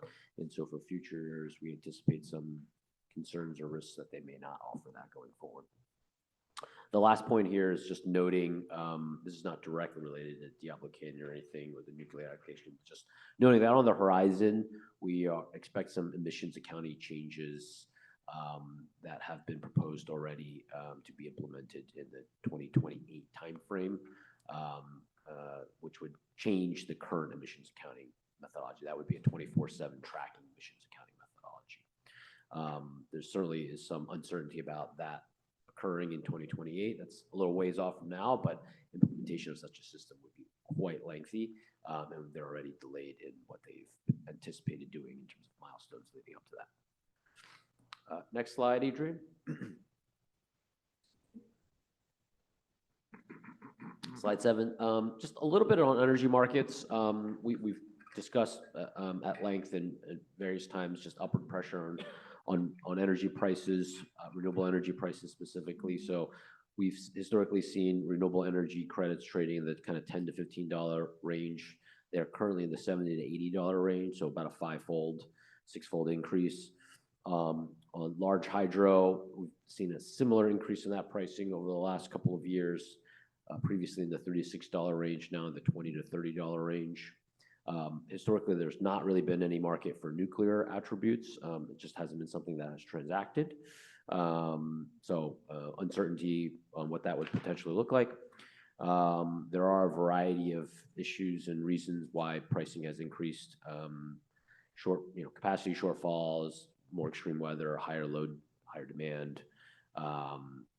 CCAs and corporate sort of accelerating beyond the current RPS standards. Those are all sort of dynamics that are driving some of the market price increases. Next slide, Adrian. So what we're here to discuss is the pending nuclear offer. Given the extension of Diablo Canyon, PG&E will be obligated to make an offer on nuclear power. We anticipate in June that they'll do a filing that details what that process looks like. And that process would kind of play out most likely through the end of 2024 and with sort of allocations taking place expected in 2025. All right, next slide, Adrian. We'll go through a few different slides, just a little bit on some facts and figures on where we are at in terms of procurements and some of some additional details. So when we jump into that, slide 10, Adrian. This is our board-approved schedule to get to 100% clean under our Bright Choice product. We've seen this now a few times. We saw this recently under the budget item. What is in green are actuals, so that time has passed. 2023 is still a little uncertain. A lot of those numbers are still settling out, even though it's 2024. We actually anticipate some delays in 2023 numbers due to some renewable energy accounting issues. Howard, what is carbon-free? What is that? Carbon-free, specifically large hydro. Large hydro. Yeah. And unspecified? Unspecified is unspecified. It is literally Natural California gas. mix is noted as unspecified. It's not natural gas per se. Natural gas is a separate natural gas. It is unspecified sort of portfolio mix in California. Yeah. So anyways, these figures that we're showing here don't include the non-board approved modifications. That you can see the board modifications are asterisks. So next slide, Adrian. This is the 2022 power content label. This is the most recent reporting year. As I just noted, 2023 is delayed and expected to be further delayed, unfortunately. So this is the sort of most recent formal disclosure that we've provided on power content. You can see where Bright Choice compares to PG&E. Then PG&E is in the middle column, and then California is the column to the right. Next slide, Adrian. So this is just a little bit on the variability of large hydro. We're calling this out just because obviously weather dynamics, drought conditions in California make large hydro unfortunately highly unpredictable. You can see just how that changes year to year. We don't have 2023 on this graph yet, but as we all know, 2023 was a record water year, so I would expect that number to be one of the highest, if not probably set the highest bar, but we'll see. And 2024 is a decent water year, a good water year, not a record-breaking year, I think. But obviously, we're only partial way through that. Next slide, Adrian. Slide 13. This is just a little bit on sort of nuclear portfolio. Don't really need to go through this eye chart in too much detail, other than to say that the nuclear portion is base load, and most of these other resources we're looking at are unfortunately not fully base load. Obviously, we don't have any coal in California, and so nuclear sort of is that bottom gray bar at the bottom. Correct. Yeah. Is that actual or is it calculated? Actual in what sense? When Diablo is down, I don't see any notches for when Diablo. Yeah, is down. these are specific days, just to be clear. Okay. So, on these particular days, they don't, obviously they have scheduled outages and things like that, so it's not 100% of the time, but it's one of your, if not the highest capacity factor resource, so. Yeah. Yep. Next slide, Adrian, slide 14. Senate Bill 846, this is just to detail a little bit of information on safety. This was a question that came from the board in our last presentation. They asked us to sort of add a little bit of information on the safety factors there. If you dig into this, there is a lot of reporting and information and standards related to safety, so we would not do it justice to summarize that. What we're touching on here is really the obligation that's established in Senate Bill 846 for there to be a safety commission created, an independent safety commission called the Diablo Canyon Independent Safety Committee, DCISC. And that body meets annually. I believe it's twice annually, and they issue a report annually on their findings. Those reports, we've provided a link here. They do that annually, so those reports are many hundreds of pages. So this is primarily just sort of information that we wanted to provide here for reference as it relates to safety standards, safety reporting, and this independent commission that was established to evaluate the safety of Diablo Canyon on an ongoing basis. We are not nuclear operations experts, and so I don't think we look to opine on the safety itself, but rather look to the experts to do that. So that's primarily what this details. Next slide, Adrian. This was an additional slide that we were also requested to put on here from the last presentation, and this just summarizes the known CCAs that we are aware of that have accepted or procured nuclear power. There's about a dozen or so other CCAs that have nuclear. This is specifically from their 2022 power content labels because, as I've already noted, 2023 has been delayed, so that's not publicly available. And you can kind of see the range of both Northern and Southern California CCAs. And towards the bottom, you have PG&E, and of course, AVA there towards the very bottom. What's the last column? What's the last column? We can't see it on the screen. Oh, that's the nuclear percentage. Yeah. Yeah, so we broke down as a summary the renewables, large hydro, natural gas, unspecified, and then nuclear. Okay, unspecified and nuclear. Thank you. Yeah, sorry. So nuclear is the very last, and the second to last is unspecified. Yeah. Adrian, we can go to the next slide. So the following slides will kind of lay out some of the various procurement-related scenarios. You can go to the next slide after this. Three kind of summary scenarios. Certainly, there's every permutation you can possibly imagine related to procuring nuclear. So I think this is sort of a high-level summary of kind of three main options. Scenario 0, do nothing different, do not accept the nuclear. Scenario 1 would be accept nuclear. Of course, in all scenarios, we're only applying the nuclear power to Bright Choice. Renewable 100, of course, would remain Renewable 100. And the scenario 2 would be accept nuclear, but also further procure some additional, either large hydro or nuclear, to try to eliminate the unspecified power that's in the mix. Adrian, next slide. So the following slides after this sort of just detail the numbers and a little bit more with a little bit more information from what I just laid out. So scenario 0, not really anything changed there. So this is the same sort of schedule to get to 100% clean that we previously showed. No modifications to that. So it's been much time there. Adrian, the next slide, please. So then scenario 1 is accept the nuclear allocation, do not procure any incremental nuclear. So These are estimates. Nuclear is as base load, the estimates are pretty consistent, stable, reliable year to year. We don't know what those firm volumes are, so the percentage here is our estimate of what we think nuclear produces. And so you can see you would increase your nuclear obviously from 0 today, or close to 0 to 12% in 2025. You'd see your large hydros there, and then your unspecified really gets cut, and kind of the impact of that, you sort of cut that in half, and you can see the respective GHG emissions reduction just below that. And then in sort of lighter shading, you can see this is the current percentage of unspecified that was in the prior slide. If we did not procure nuclear and didn't change anything, that's there for comparison. Slide 20, next slide, please. Can I just clarify? On this current slide, is it cumulative or just annually the This savings? is just annually. Just $1 million saving 6.5 and 12 point something in the previous slide?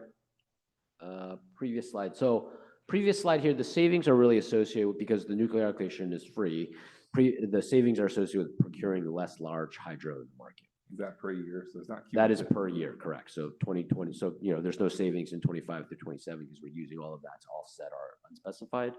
And then starting in 2028, we start to estimate some potential savings because you're actually needing to procure less large hydro. May I ask, how do you clarify without getting information from PG&E yet? Like that filing hasn't occurred. How do you get there? Is it based on the percentage that might be allocated? How do we get where? Just the potential savings. Oh, that's just our forecast of basically where we see large hydro pricing today, and looking at the volumes, we're forecasting that. Absolutely, I think what you're pointing to is just the uncertainty on that savings.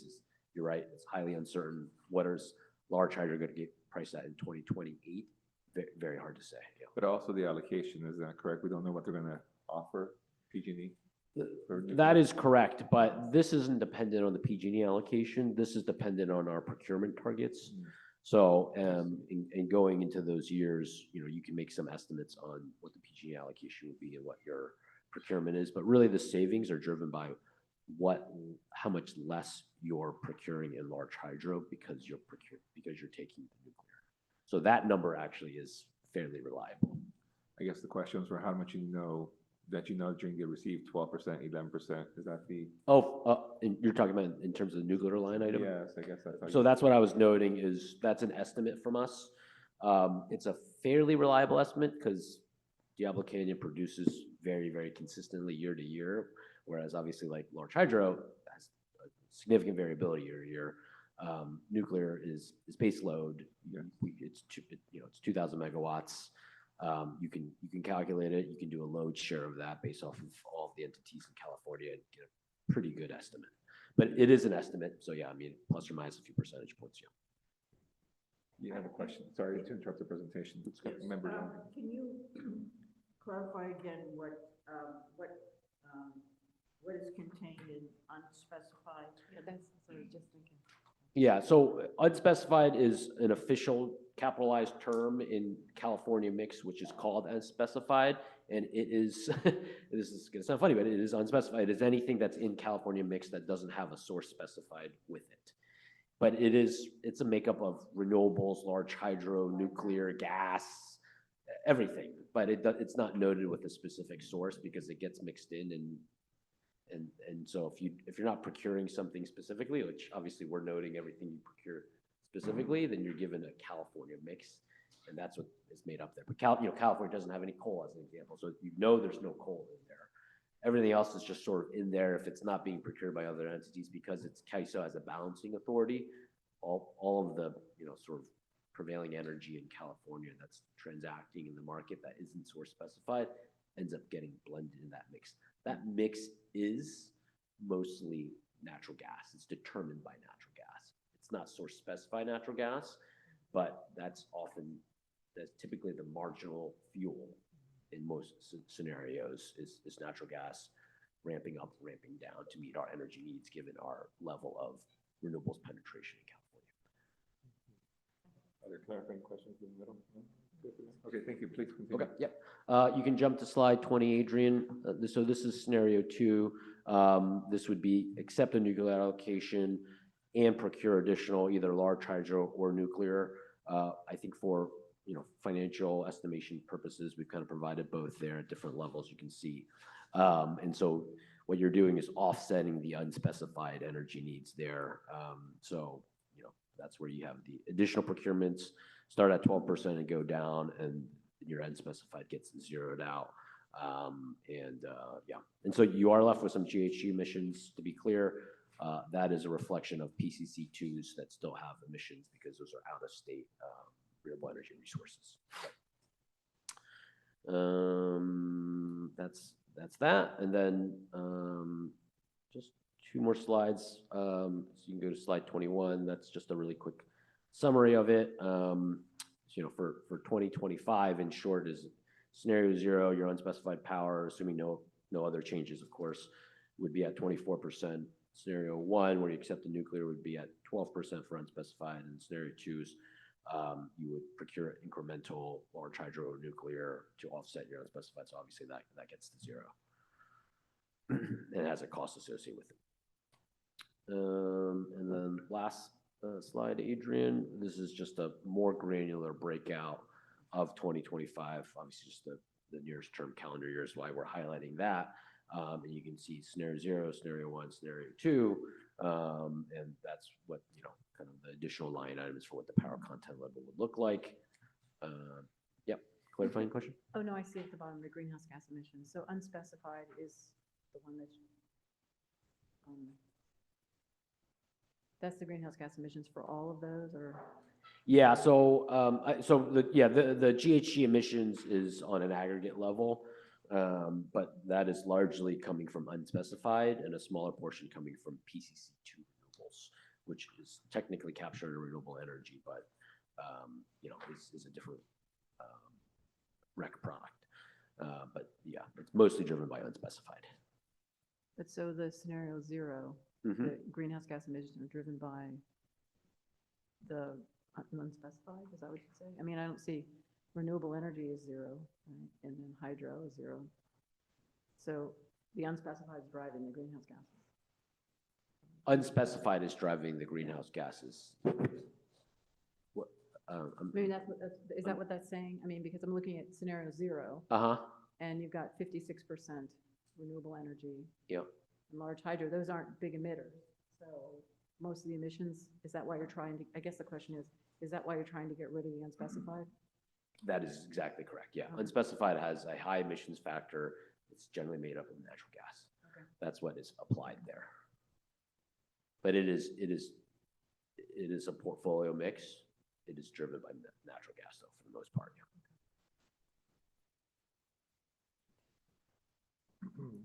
Thank you. We'll take questions or clarifying questions from the committee. We would like to do some public comment, and then we'll look to see what kind of motion that committee would like to do. And all in about 34 minutes, possibly, right? All right, so we'll take clarifying questions. Member Pacheco, Member Lutz, and Member Landry, and then whatever's online, Mr. Harper thereafter. Go. Let's try to be brief. Thank you. Adrian, could you go back to slide 10 of Howard's presentation? Or is that possible for you to do in your questions? Okay, cool. I have 2 clarifying questions and then comments. We'll take comments after public comment. I have a question. I want to point out under the scenario, which it looks like we're actually moving towards achieving without accepting the new allocation, we will be at 0% of unspecified by 2030. That's the goal. It looks like we're heading in that direction. But I have a question. In 2023, our estimated greenhouse gas emissions went up slightly. And also in 2025, our predicted unspecified percentage also spiked back up. I'm wondering if you could comment on those two. 2023, our GHG spiking, and 2025, our unspecified spiking. Yeah, so I'll answer the second one first. 2025 doesn't have any modifications to it yet, whereas 2024 already includes some board-approved modifications that accelerated that. So that's why the unspecified percentage increased from 90% to 24%. But in the budget document, we do propose an increase, so actually that helped occur, but hasn't happened, of course, yet, so we have not included that here. And then your other question was on emissions. The emissions, I think you're pointing to 496 in 22 and 503 in 2023. Those numbers are very close, but the shorter answer is 2023 is not settled. And so that was an estimate that we provided in the past, and then we didn't want to change that, just because that's what's disclosed, that was estimated at a certain point in time, and when you actually look at actuals shaking out and what are your sources, fuels and everything like that, and you get a more precise number. That 2023 number is delayed. Normally it takes you probably about 6 months into the next year to actually settle that. This year is further delayed due to some Regis, which is nothing you need to know about, but Regis is our rec accounting system, and there's some accounting system issues which are heavily delaying that process of knowing exactly how much renewable energy you procured and transact and settle. So that process will get delayed. We'll see how long it's delayed for. But I wouldn't worry too much about that weird trend, because we'll see how actual shake out. It'll look different. It's sounding like we would expect it after you actually see the real numbers to be 496 or lower. I would expect that. So yeah. Okay, thank you. And so comments you're saying later? Please. Okay. I think who was second? Member Lutz? No, we'll come after you with a second. Yeah, well, my question is on the nuclear allocation, this is talking about emissions, but not the impact on price. And I understand the forecasting of prices is going to be very squishy. The one place where I did see prices was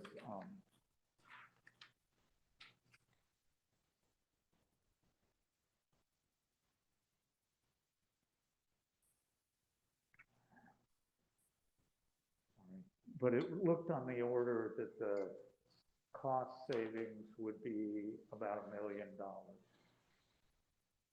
That's what I saw. I think you're referencing slide 19, which showed potential savings in 2028 specifically. $1.5 million.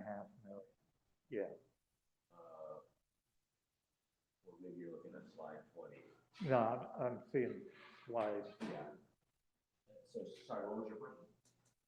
Well, I was just, so those are the Sorry. savings that you're expecting on scenario 1 for 2028 is $1 million, for 2029, $6.5 million. For scenario 2 in 2028, it's $1.5 million, in 2029, almost $10 million. Correct. And, okay.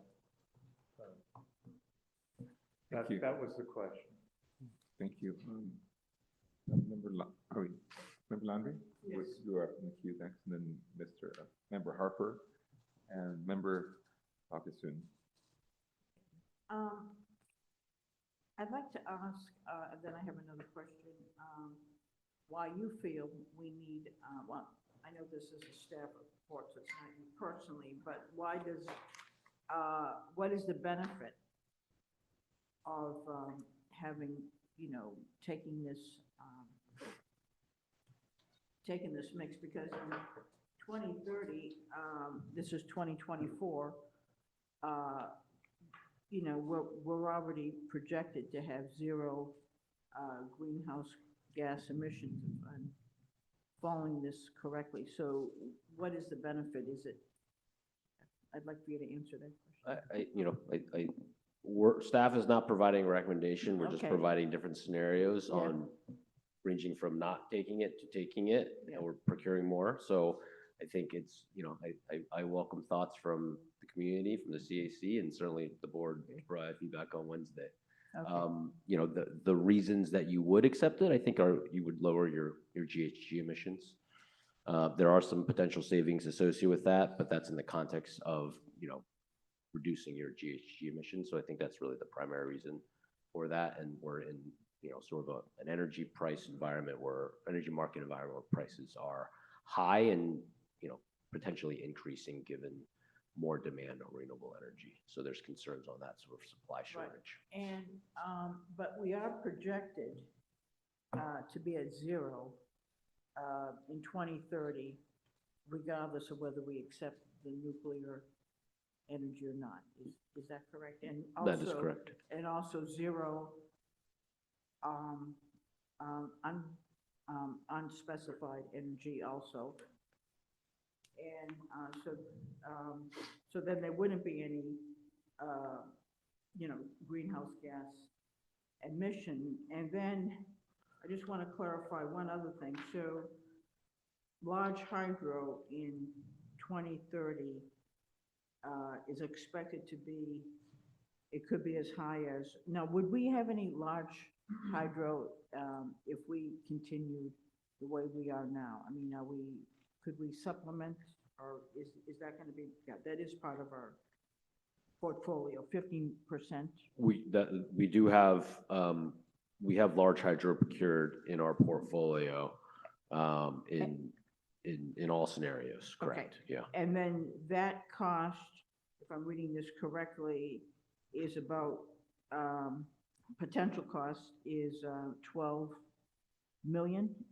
No, so we assume we will be procuring large hydro in all circumstances. That, I think the 12 that you're referencing is on slide 19. And what we're pointing to is actually a savings of $12 million. If you procure nuclear, you're procuring or accepting nuclear, you're not procuring incremental large hydro. And so that equates to a savings. Okay, so at least in my analysis, this year, if I'm correct, we had a surplus of 100 million. And even, and if this were year 2030, I know it's hard to predict, but I just think that I don't really see a benefit for us to, I don't see any benefit to accept the nuclear.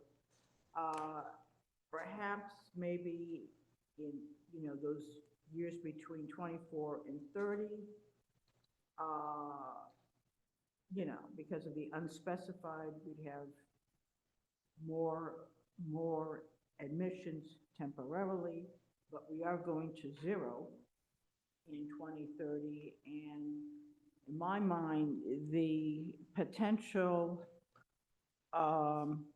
risk of nuclear energy leaking, and I know that there's this annual report, Diablo Valley is, Member Landry, if we can just get to Okay, the well, clarifying comments. okay, Thank you very much.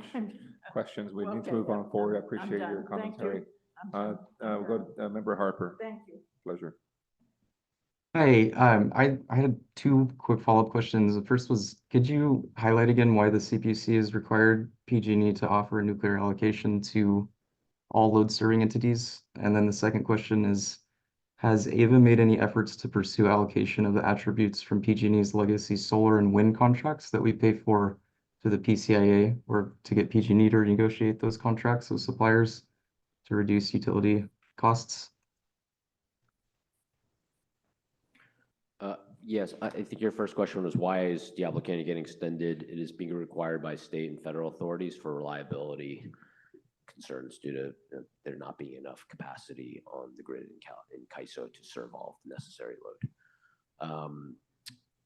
The second question is, have we pursued renewable energy attributes as we're paying for it via the PCIA? Yes, we have. It was something that was heavily negotiated in PCI-related regulatory proceedings. And there's a very, very set process for PG&E offering that to market, auctioning it off to market, and transacting on that. And so yeah, we are a party to that. Awesome. Okay. Is there any past meetings or more information on that? I'd love to understand that better. That seems great. Short answer is yes, but I don't, sprinkling of this matter probably in a lot of different meetings over the last several years. So I don't have a specific item to necessarily point to. Maybe there's an orientation or wrap-up summary that maybe can be sent to the member to maybe see some kind of summary bullet points about the history of this process. I know it's been very lengthy, many years. Member Bakassoon? I have a couple of questions. If that's not my apologies. Member Harper, are you concluded with your comments? Clarifying. Yeah, I think I understood you right. On the first part though, the nuclear allocation was required by the CPUC for PG&E to offer it. Is that the same as, like, do they have to do that by virtue of an agreement to extend their plant? I guess I'm just I didn't really catch that. I understand that the facility is being expanded in its timeline. There was a decision to extend the plant, and then I don't recall if it was part of that very decision or technically a separate decision, but there is an obligation for PG&E to offer it to all load serving entities. Whether we like it or not, all load serving entities are getting their resource adequacy, which is our capacity, reduced because that is what Diablo Canyon is getting extended for. So everyone's RA is reduced with an equivalent load share of Diablo Canyon. But from a power perspective, there's an obligation for PG&E to offer it to all load serving entities within CAISO. So that includes, historically, it was just those in PG&E territory. It actually now includes all entities throughout California. So it includes the Southern California entities as well. So they are required, and then each load serving entity has a right to accept it or reject it. Awesome. Thank you. That's super helpful. Thank you. Member Bakassoon? So like, my question is, looking at this page, for the 22 power content, it's got EBC, Ava, Bright Choice, and it's got PG&E in California. So it's looking to me like PG&E's major source of electricity is nuclear, right? I mean, that's 49.3%. Mm-hmm. So, and it looked like there was a 0.2% in one of ours, for Bright Choice. It says For our nuclear share. Yeah. That's correct, yeah. 2%. So I guess my question is more about letting our customers know that our electrons are actually coming from nuclear anyway. I mean, they're mixed in there. Like, we're not separating renewable 100 from, so they're in there. So I guess the question I have here is, if we're gonna, well, it looks like we can meet our emissions goals and we can meet our numbers. So what is actually driving us to go to nuclear? I think she's on slide 11, just if you're trying to reference a slide. Sorry to interrupt Slide you. 11. But I mean, you're saying it's hydro, and I understand hydro, but it looks like in the original 2030 goal, it looked like we could actually meet by 2030, 75% renewable, 100% carbon free.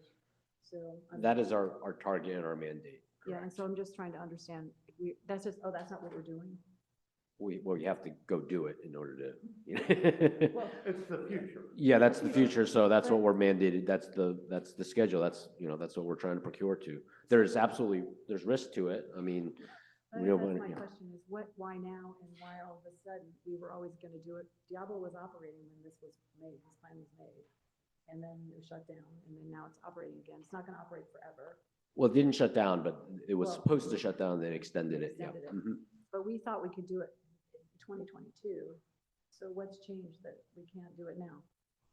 There's nothing to say that we can't do it, just to be clear. So that's our schedule, that's our mandate, we're procuring to hit that target. There's challenges we could speak to, but I think, we're confident we'll hit it. So we can do this. Yes. Okay, so I mean, Yeah. so that, I mean, I just feel that, I mean, this is not. This, I'm I think the nuclear clarifying. question is a response to, there is an offer that will come, and so we need to get board direction whether we So should we need accept whether that or not we nuclear or accept not. it. Whether we like it or not, this is a Right. decision we have to make. And the benefit of taking that is accelerating that 2030 schedule to an earlier timeframe potentially, and reducing our emissions between now and 2030. Well, and I guess I would say that would be possible, except for it's not, renewables are just, every chart has showed that our renewable increase is the same. It hasn't changed whether we have nuclear in any of these scenarios. So it seems to me that if we could meet, I mean, that's an argument for having nuclear. If we can reach our goals sooner, I'd say, yeah, I wouldn't say yeah, but I'm saying that makes sense. But I'm not hearing that. I'm just hearing hydro. No, I mean, so we would reduce our emissions in a more accelerated manner, right? So if you look at slide 20, you can see with the very last line, which is not shown up here because there's something blocking it, but it says reference current plan unspecified is at 24% and goes down to 0%. So that's the board-approved schedule that lines up to that prior table that we were looking at. And if we were to say, accept nuclear and procure more, your unspecified is dropping to 0%.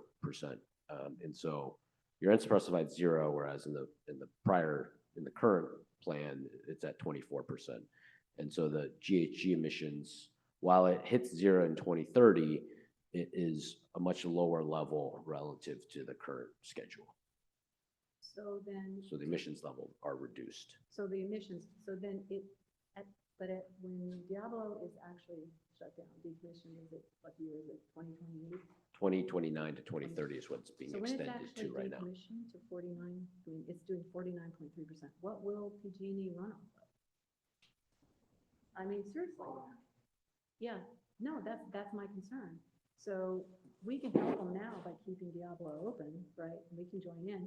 But the just to be que- the clear, bigger our question- decision has no impact on whether that unit No, I actually is understand, but running the right now or bigger not. question is that we're supposed to, I think our mandate is to be building renewables and encouraging renewables. So if we're going, I don't think that nuclear is renewable, by the way, because it's too much risk. That's just my opinion.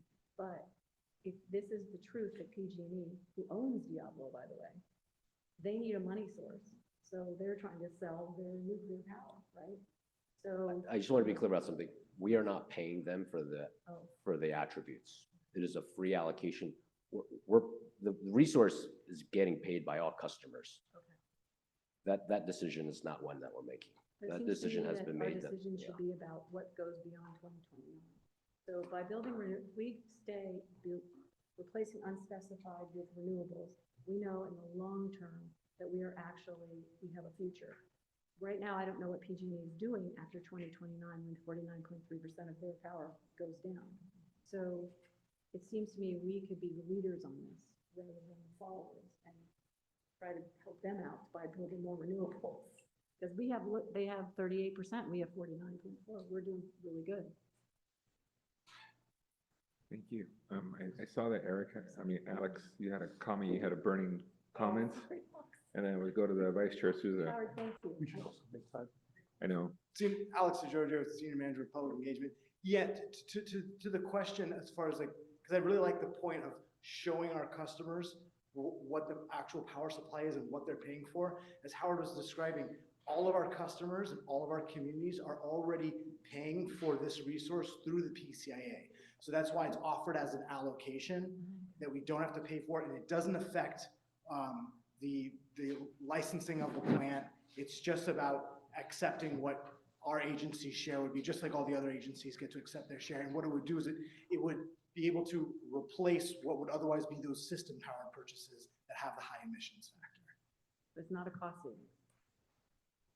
Well, For our customers, is it a cost savings for our customers? Instead of purchasing the system power. And to that comment, we can invest those dollars to other clean and renewable solutions. But with that, I'll go to the Vice Chair, and then I think we have to jump to public comment, and we'll have to give everybody at least a minute because we're I'm not sure what happens at 10 o'clock. Do we become pumpkins? But I'll give it to the Vice Chair. Okay, quickly. So what I'm hearing is that there's this pie. It's the nuclear pie. And it's going to be producing a certain amount of energy. And we're going to decide to either advocate this nuclear pie by accepting our portion or a portion of it, or we're going to just not. We're not going to take part in it. We're not going to advocate it. We're going to put our money where our mouth is because we don't like nuclear, because it's a bitter pill. But in the end, this pie is going to be sitting there either eaten or not.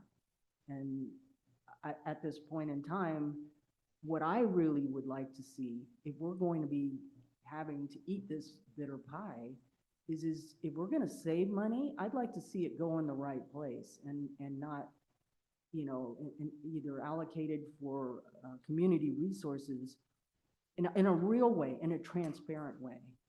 But that's what I'm seeing. Thank you. I will take public comment. Well, I'd like to give everybody 2 minutes, but I think we're running out of time here, so we have to at least everybody give everybody at least 1 minute. How many public comments do we have online? 3. Or just 3, and then, okay, so maybe we have 2 or 1 in the room?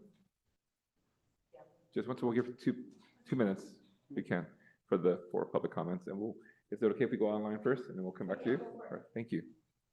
We're just rotating now. So, Timothy Smith, recognized for 2 minutes.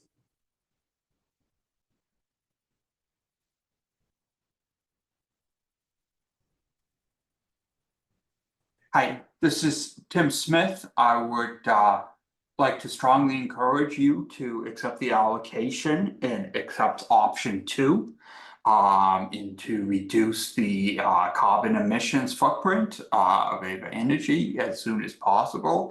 I want to point out that PG&E has already published the power content label for 2023 in their financial annual report filed with the Securities and Exchange Commission, and they are reporting a 0 carbon emissions output across all of their rate classes.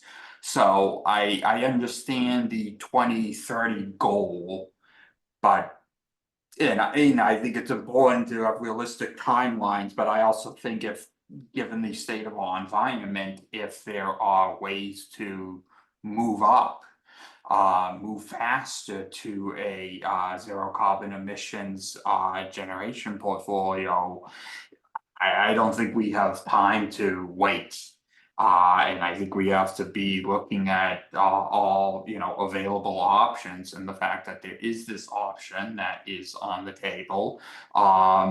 I think we need to go for it as a community, and if it turns out we do not need this energy that we have over-resourced, I think there will be opportunities to sell this to these emissions allocations in the future, to resell them to other CCAs that do further behind, to major companies that are looking to reduce their carbon footprint. And I think it's important to take this opportunity and do as much as possible to reduce our carbon footprint.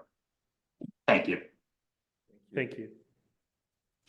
Guido Nunez Munica, you're recognized for 2 minutes.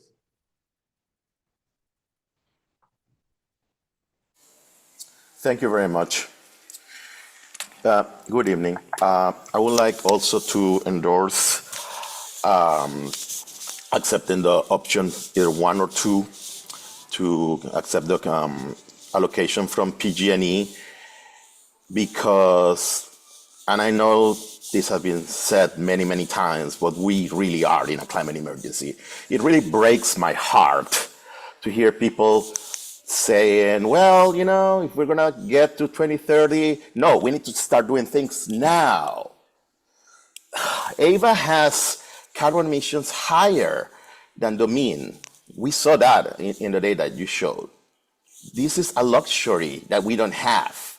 We cannot be sitting arguing whether we should or not. No, nuclear is pretty much 0 carbon emissions. We must accept that. We're in mortal danger. Our civilization, our species is in danger by climate change. We need to do everything we can. And yes, some things are not gonna be particularly agreeable with our values and principles, but we are in an emergency. Also, a reminder that polls, both in California, in specific counties, specific areas, and in the whole country, say that most of people are at least partially pro-nuclear. And certainly in places like San Luis Obispo, where Diablo Canyon is seated, almost 75% of people support keeping the plant open. So if they are the ones next to the plant, comfortable with it, who are we to question this? Please accept the allocation. Reduce our carbon emissions. This is an emergency. Thank you very much. Thank you. Brendan Pittman, you're recognized for 2 minutes. Hi there, can you hear me? Yes. Hi. Just want to say thank you to staff and for the Citizen Advisory Committee for this thorough report and staying a little bit longer tonight. This is a really important subject to me. Been following this when it was East Bay Community Energy and now through Ava and the carbon-free allocation.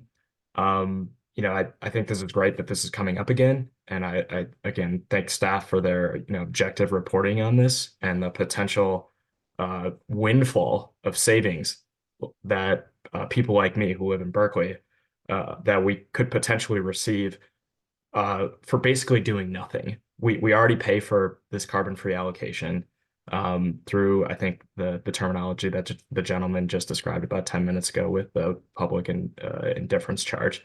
We could basically get to zero carbon emissions, in a snap of a finger, right?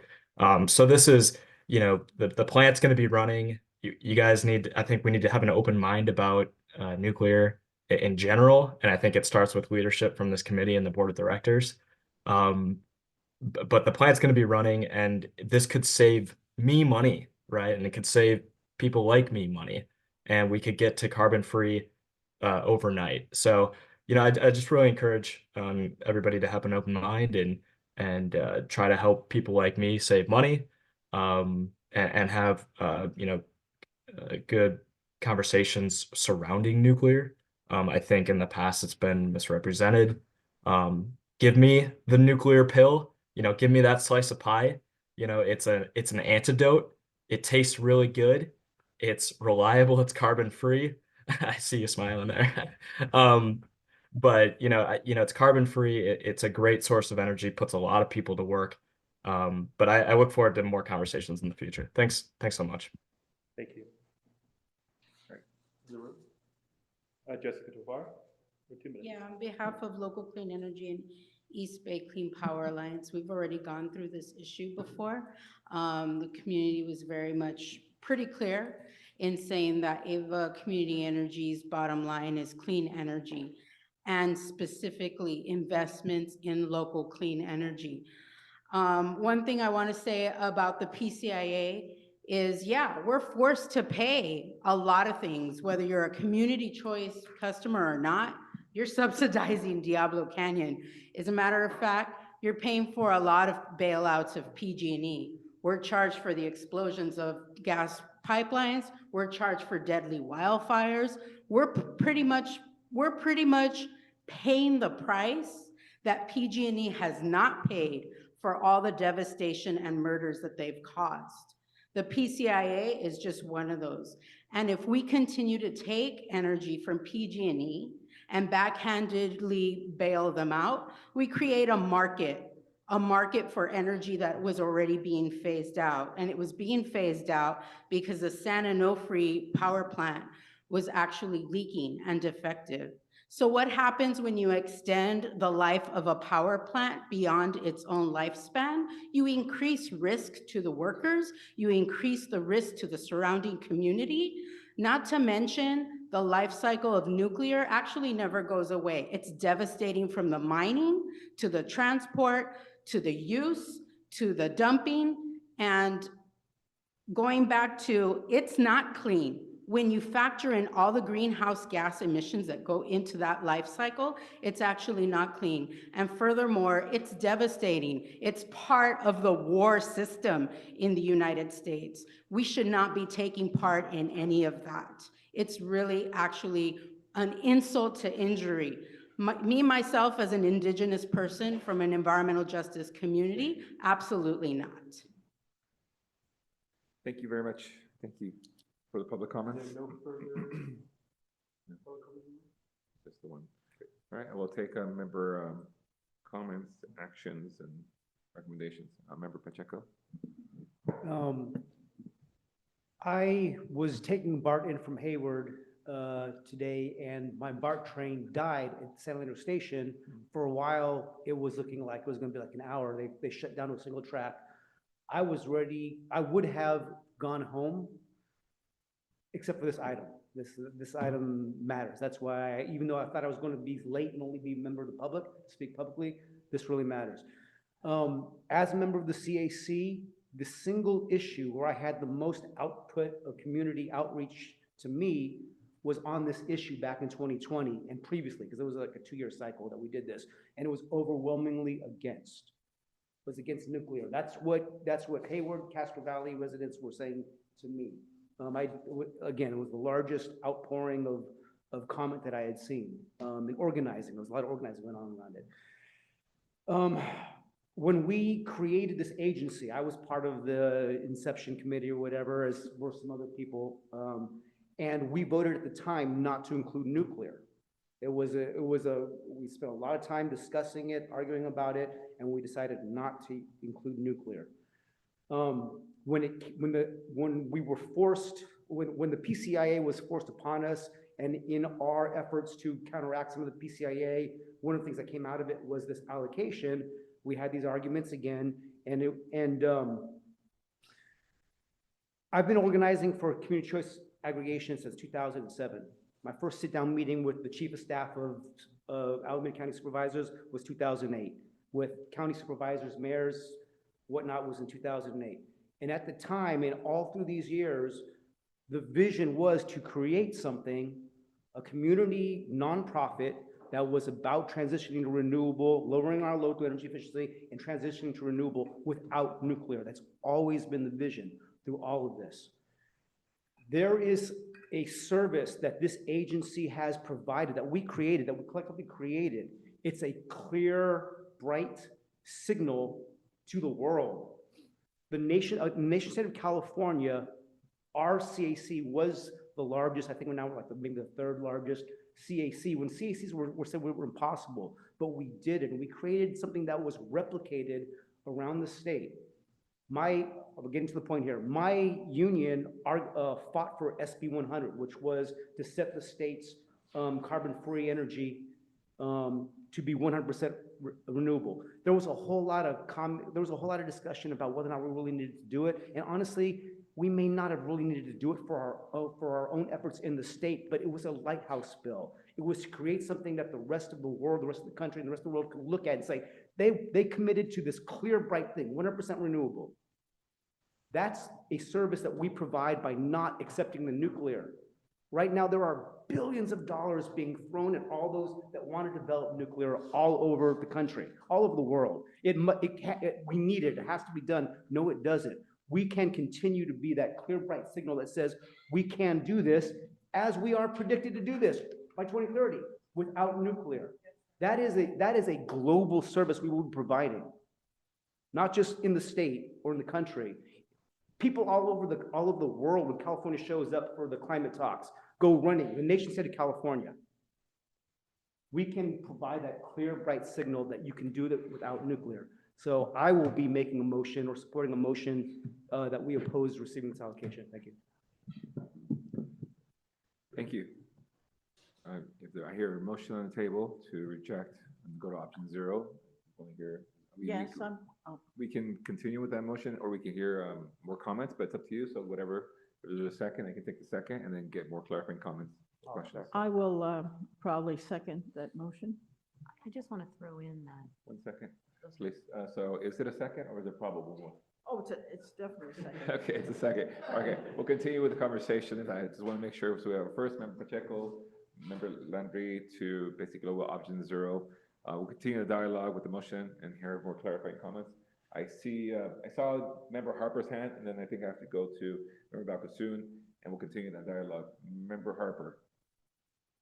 Thank you. Yeah, I'll definitely support that motion, and I couldn't agree more with member Pacheco's comments. I think that proactively buying electricity, or just taking the attributes, right, is for an aging nuclear plant outside of AVA's service territory feels pretty counterintuitive to the local development goals. Even with the short-term economic benefits, assuming there might be resource adequacy benefits, I just really think it's not worth the long-term political risk of AVA's customers just starting to lose faith in the agency and why it was formed in the first place. And I think we'll have a way cooler story to tell in 2030 that we didn't take the easy way out to cut GHGs, that we actually innovated, built grassroots coalitions around environmental justice solutions for energy issues. So yeah, I think it's feels like a pretty clear decision. I know it looks like an easy piece of pie to grab and that we're already all paying for it, but we really do need to think about the statement that we're making to the customers and to the country.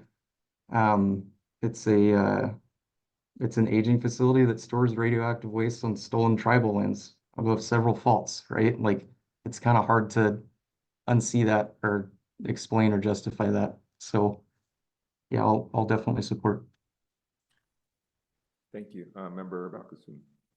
I just want to say that there, the International Energy Agency has a net zero by 2050 roadmap. And in that roadmap, there is the models that they do predict a decrease in nuclear power overall's contribution compared to today's levels. So nuclear is totally on its way out. And then the other thing that I just wanted to mention is that if we have built 31.4 gigawatts hours of solar energy in the last 4 years in California, and that in terms of gigawatt, if you think of a nuclear power plant as 1 gigawatt per hour or whatever, that would be 31.4 nuclear power plants. And we're not going to build those that rapidly. So I think that nuclear is in our future, but at a way reduced amount, because I think we just can't get to zero emissions.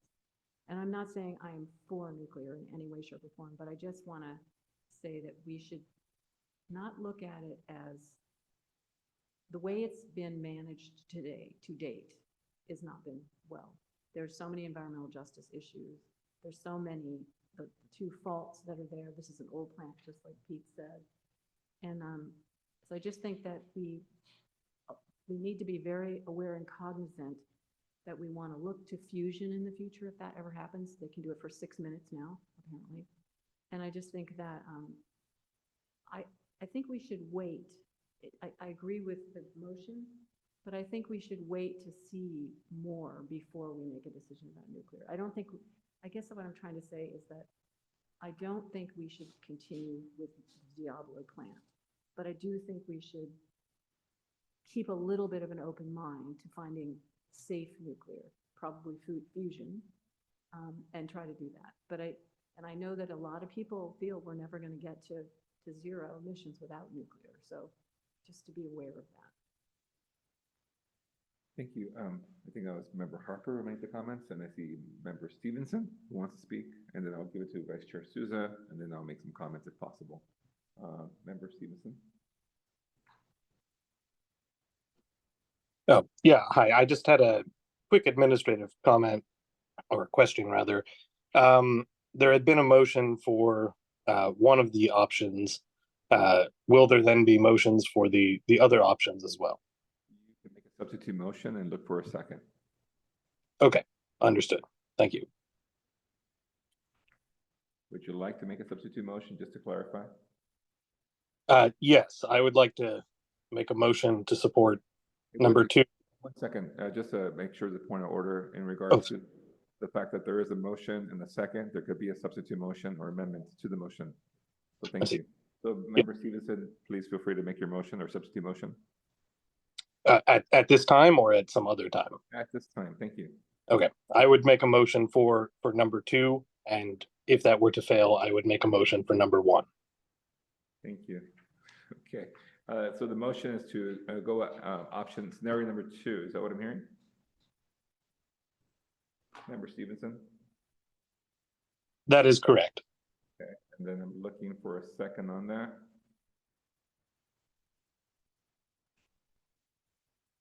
Right, not hearing any. Member Stevenson who would like to make a motion for number 1? That is correct. Is there a motion, a second for motion number 1? And that fails. Oh, thank you, Mr. Member Stevenson. Vice Chair? I've heard these very impassioned speeches, and I'm very moved. I was for taking the business approach. I feel that it's hurting a lot. I think that Member Pacheco and everybody else who was on your team has moved the needle. Your effort is not lost. I also feel that we're in a quandary right now. And I remember telling my niece, who bought some very rare perfume or something from an endangered turtle. And I told her, you can't just buy that, because now you've just increased that, the likelihood of that turtle going extinct. We cannot continue to move in the direction of nuclear. But at the same time, I'm just really in a quandary about this. So I'm gonna take the chicken way out and abstain. But I was gonna go for taking part in the PG&E. But I'm just gonna have to say that this is just too painful. Thank you. Thank you. Thank you, everybody, for your comments. For me, I've been part of the decision in 2020 to reject the nuclear allocation. I'm looking at the situation we're at based on some feedbacks also I'm hearing from the board. I'm looking at the cost metric and how we can really invest further with these savings, not having to spend money towards the nuclear allocation, really looking to reinvest those dollars that we're not having to spend on what is resource adequacy, the RECs, and everything else that we can really reinvest. Is there a straight line to the goal? No, never. It's not a straight line. It's always a little bumpy. But I think the will of this commission or this committee here is to reject it. I can support that, but I just want to make sure we understand that there is more than that clear path.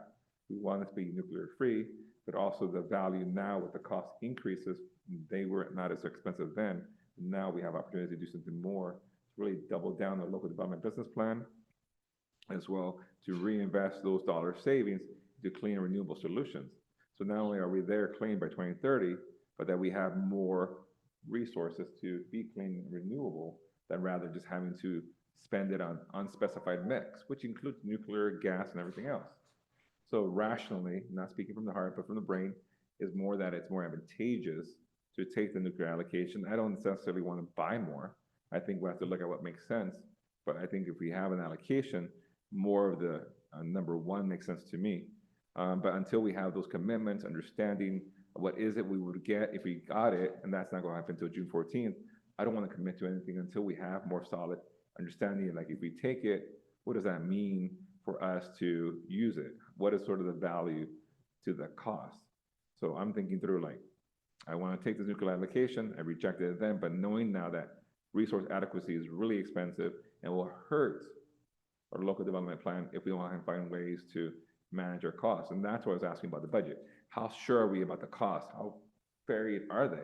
Because we might lose the ability to do more, redouble our efforts in the local development plan. That is my bigger concern. If we have a free opportunity to collect some things we were paid for, regardless of the history, which is terrible, how do we really move that forward so we can do better now than before? In 2020, everything was on par, but now it's gotten upside down with the cost. So that thing that changes the variable for me a little bit, but I also want to respect the will of this committee. Thank you. Any other comments? We'll do a roll call vote. Great. I just wanted to say that we have 8 members in the room, so quorum 5. Okay. I mean, it's pass would be 5. Great. Member Landry. Yes. Member Valkasin. Yes. Member Stevenson. No. Member Lochman. Member Pacheco.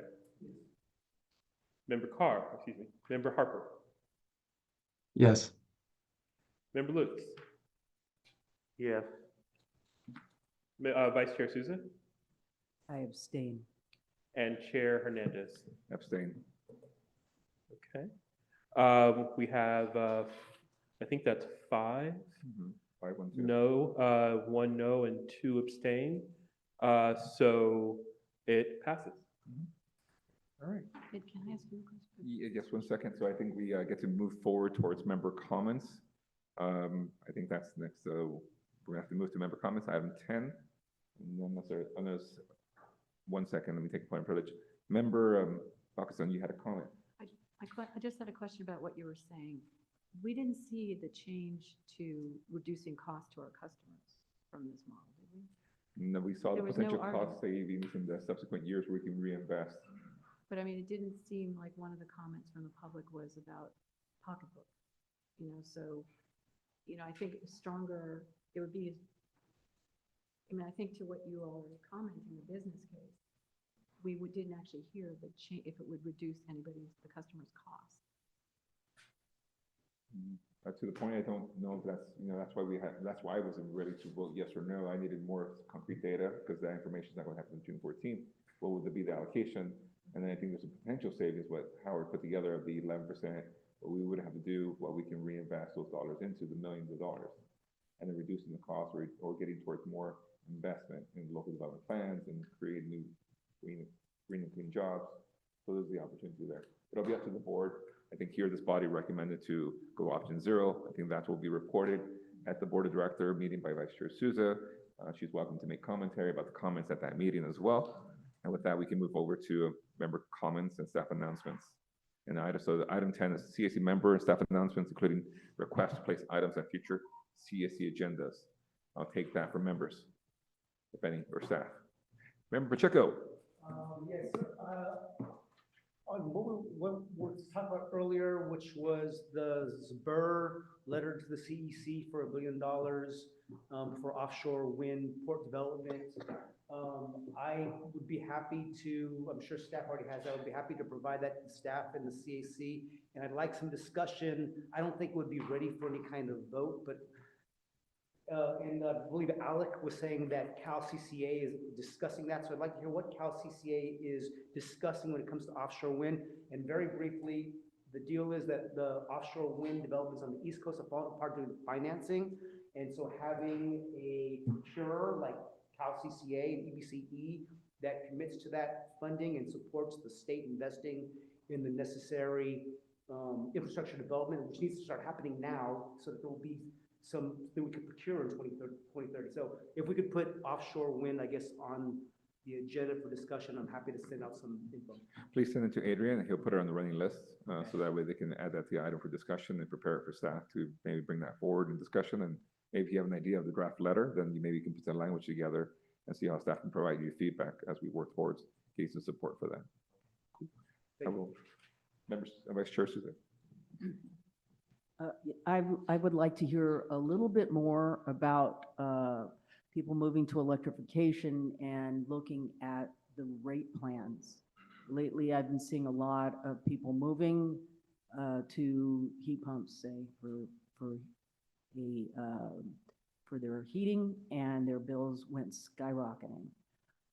They had solar, they had EVs, and it was very, very complicated for them. And I know this, I'm not entirely sure how that works with the handshake between PG&E and AVA, Community Energy, but it seems to me that it's very difficult for somebody to make their home electrified without taking a deep hit in their pocketbook because they don't have enough say baseline for electricity now because they're on solar and they have this very specific solar plan.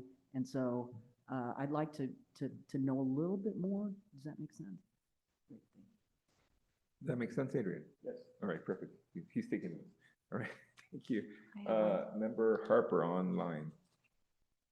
Thank you. I'll try to make this brief. I just have two conversation items I'd like added to a future agenda. And the first is the Community Advisory Committee's role in shaping the Community Innovation Grants Program, basically ways we can be supportive based on our collective expertise and background in the service territory, whether that's advising on RFP development, screening criteria, or metrics for success. What I would expect of staff for that are basically the annual budget and funding that's been provided to date for the program, probably an overview of the metrics for grant selection, some of the key challenges and barriers that staff have faced in rolling the program out, feedback from some of the program beneficiaries, efforts to date to pursue public funding, opportunities to stack with AVA funds dedicated to the program, a vision for the future direction of the program, and a relationship of the community grants program to the other local development grant programs. Thank you. If you don't mind writing those comments and sending those to Adrian, that'd be appreciative. You would have to go back and play the tape, but if you can write a quick email to Adrian, that'd be helpful. And we include that into metrics, analysis, and recommendation of grants with this body. I think that's what I'm hearing. That would be awesome. Will do. Thank you. Thank you, Member Harper. Yes, Member. I've been mentioning. Yes, it is. I've been mentioning the bidirectional EV chargers. I'd like to figure out some way, if there's grants or something, to try to figure out how to use the existing EV cars that we have to try to address the shoulders on the solar power charge. Because I mean, if you're driving an EV, you have a battery, can you just feed the grid one way with solar and feed your house the other? And I know that a leaf can do it, but there's not really a lot of opportunity. It seems like it's an opportunity to help the grid. Is this more of a legislative item that you'd like to move forward? Like if staff would have been able to really understand how that moves forward and push a position That'd be and great. lobby up to the Capitol or legislative body to maybe look at moving that forward in legislation. So more of a legislative item Yeah, to it's like discuss. instead of further. buying batteries, we can use our cars. Yes. That'd be great. I think there's a way to connect Adrian and staff to discuss about legislative efforts and how that would line up and maybe bring that forward as an opportunity in the future meeting. Great. Is that anything else? With that, we're adjourned to the Monday, June 10th, 2024 meeting. So then, thank you very much and good night. Run for the door. Yeah, open.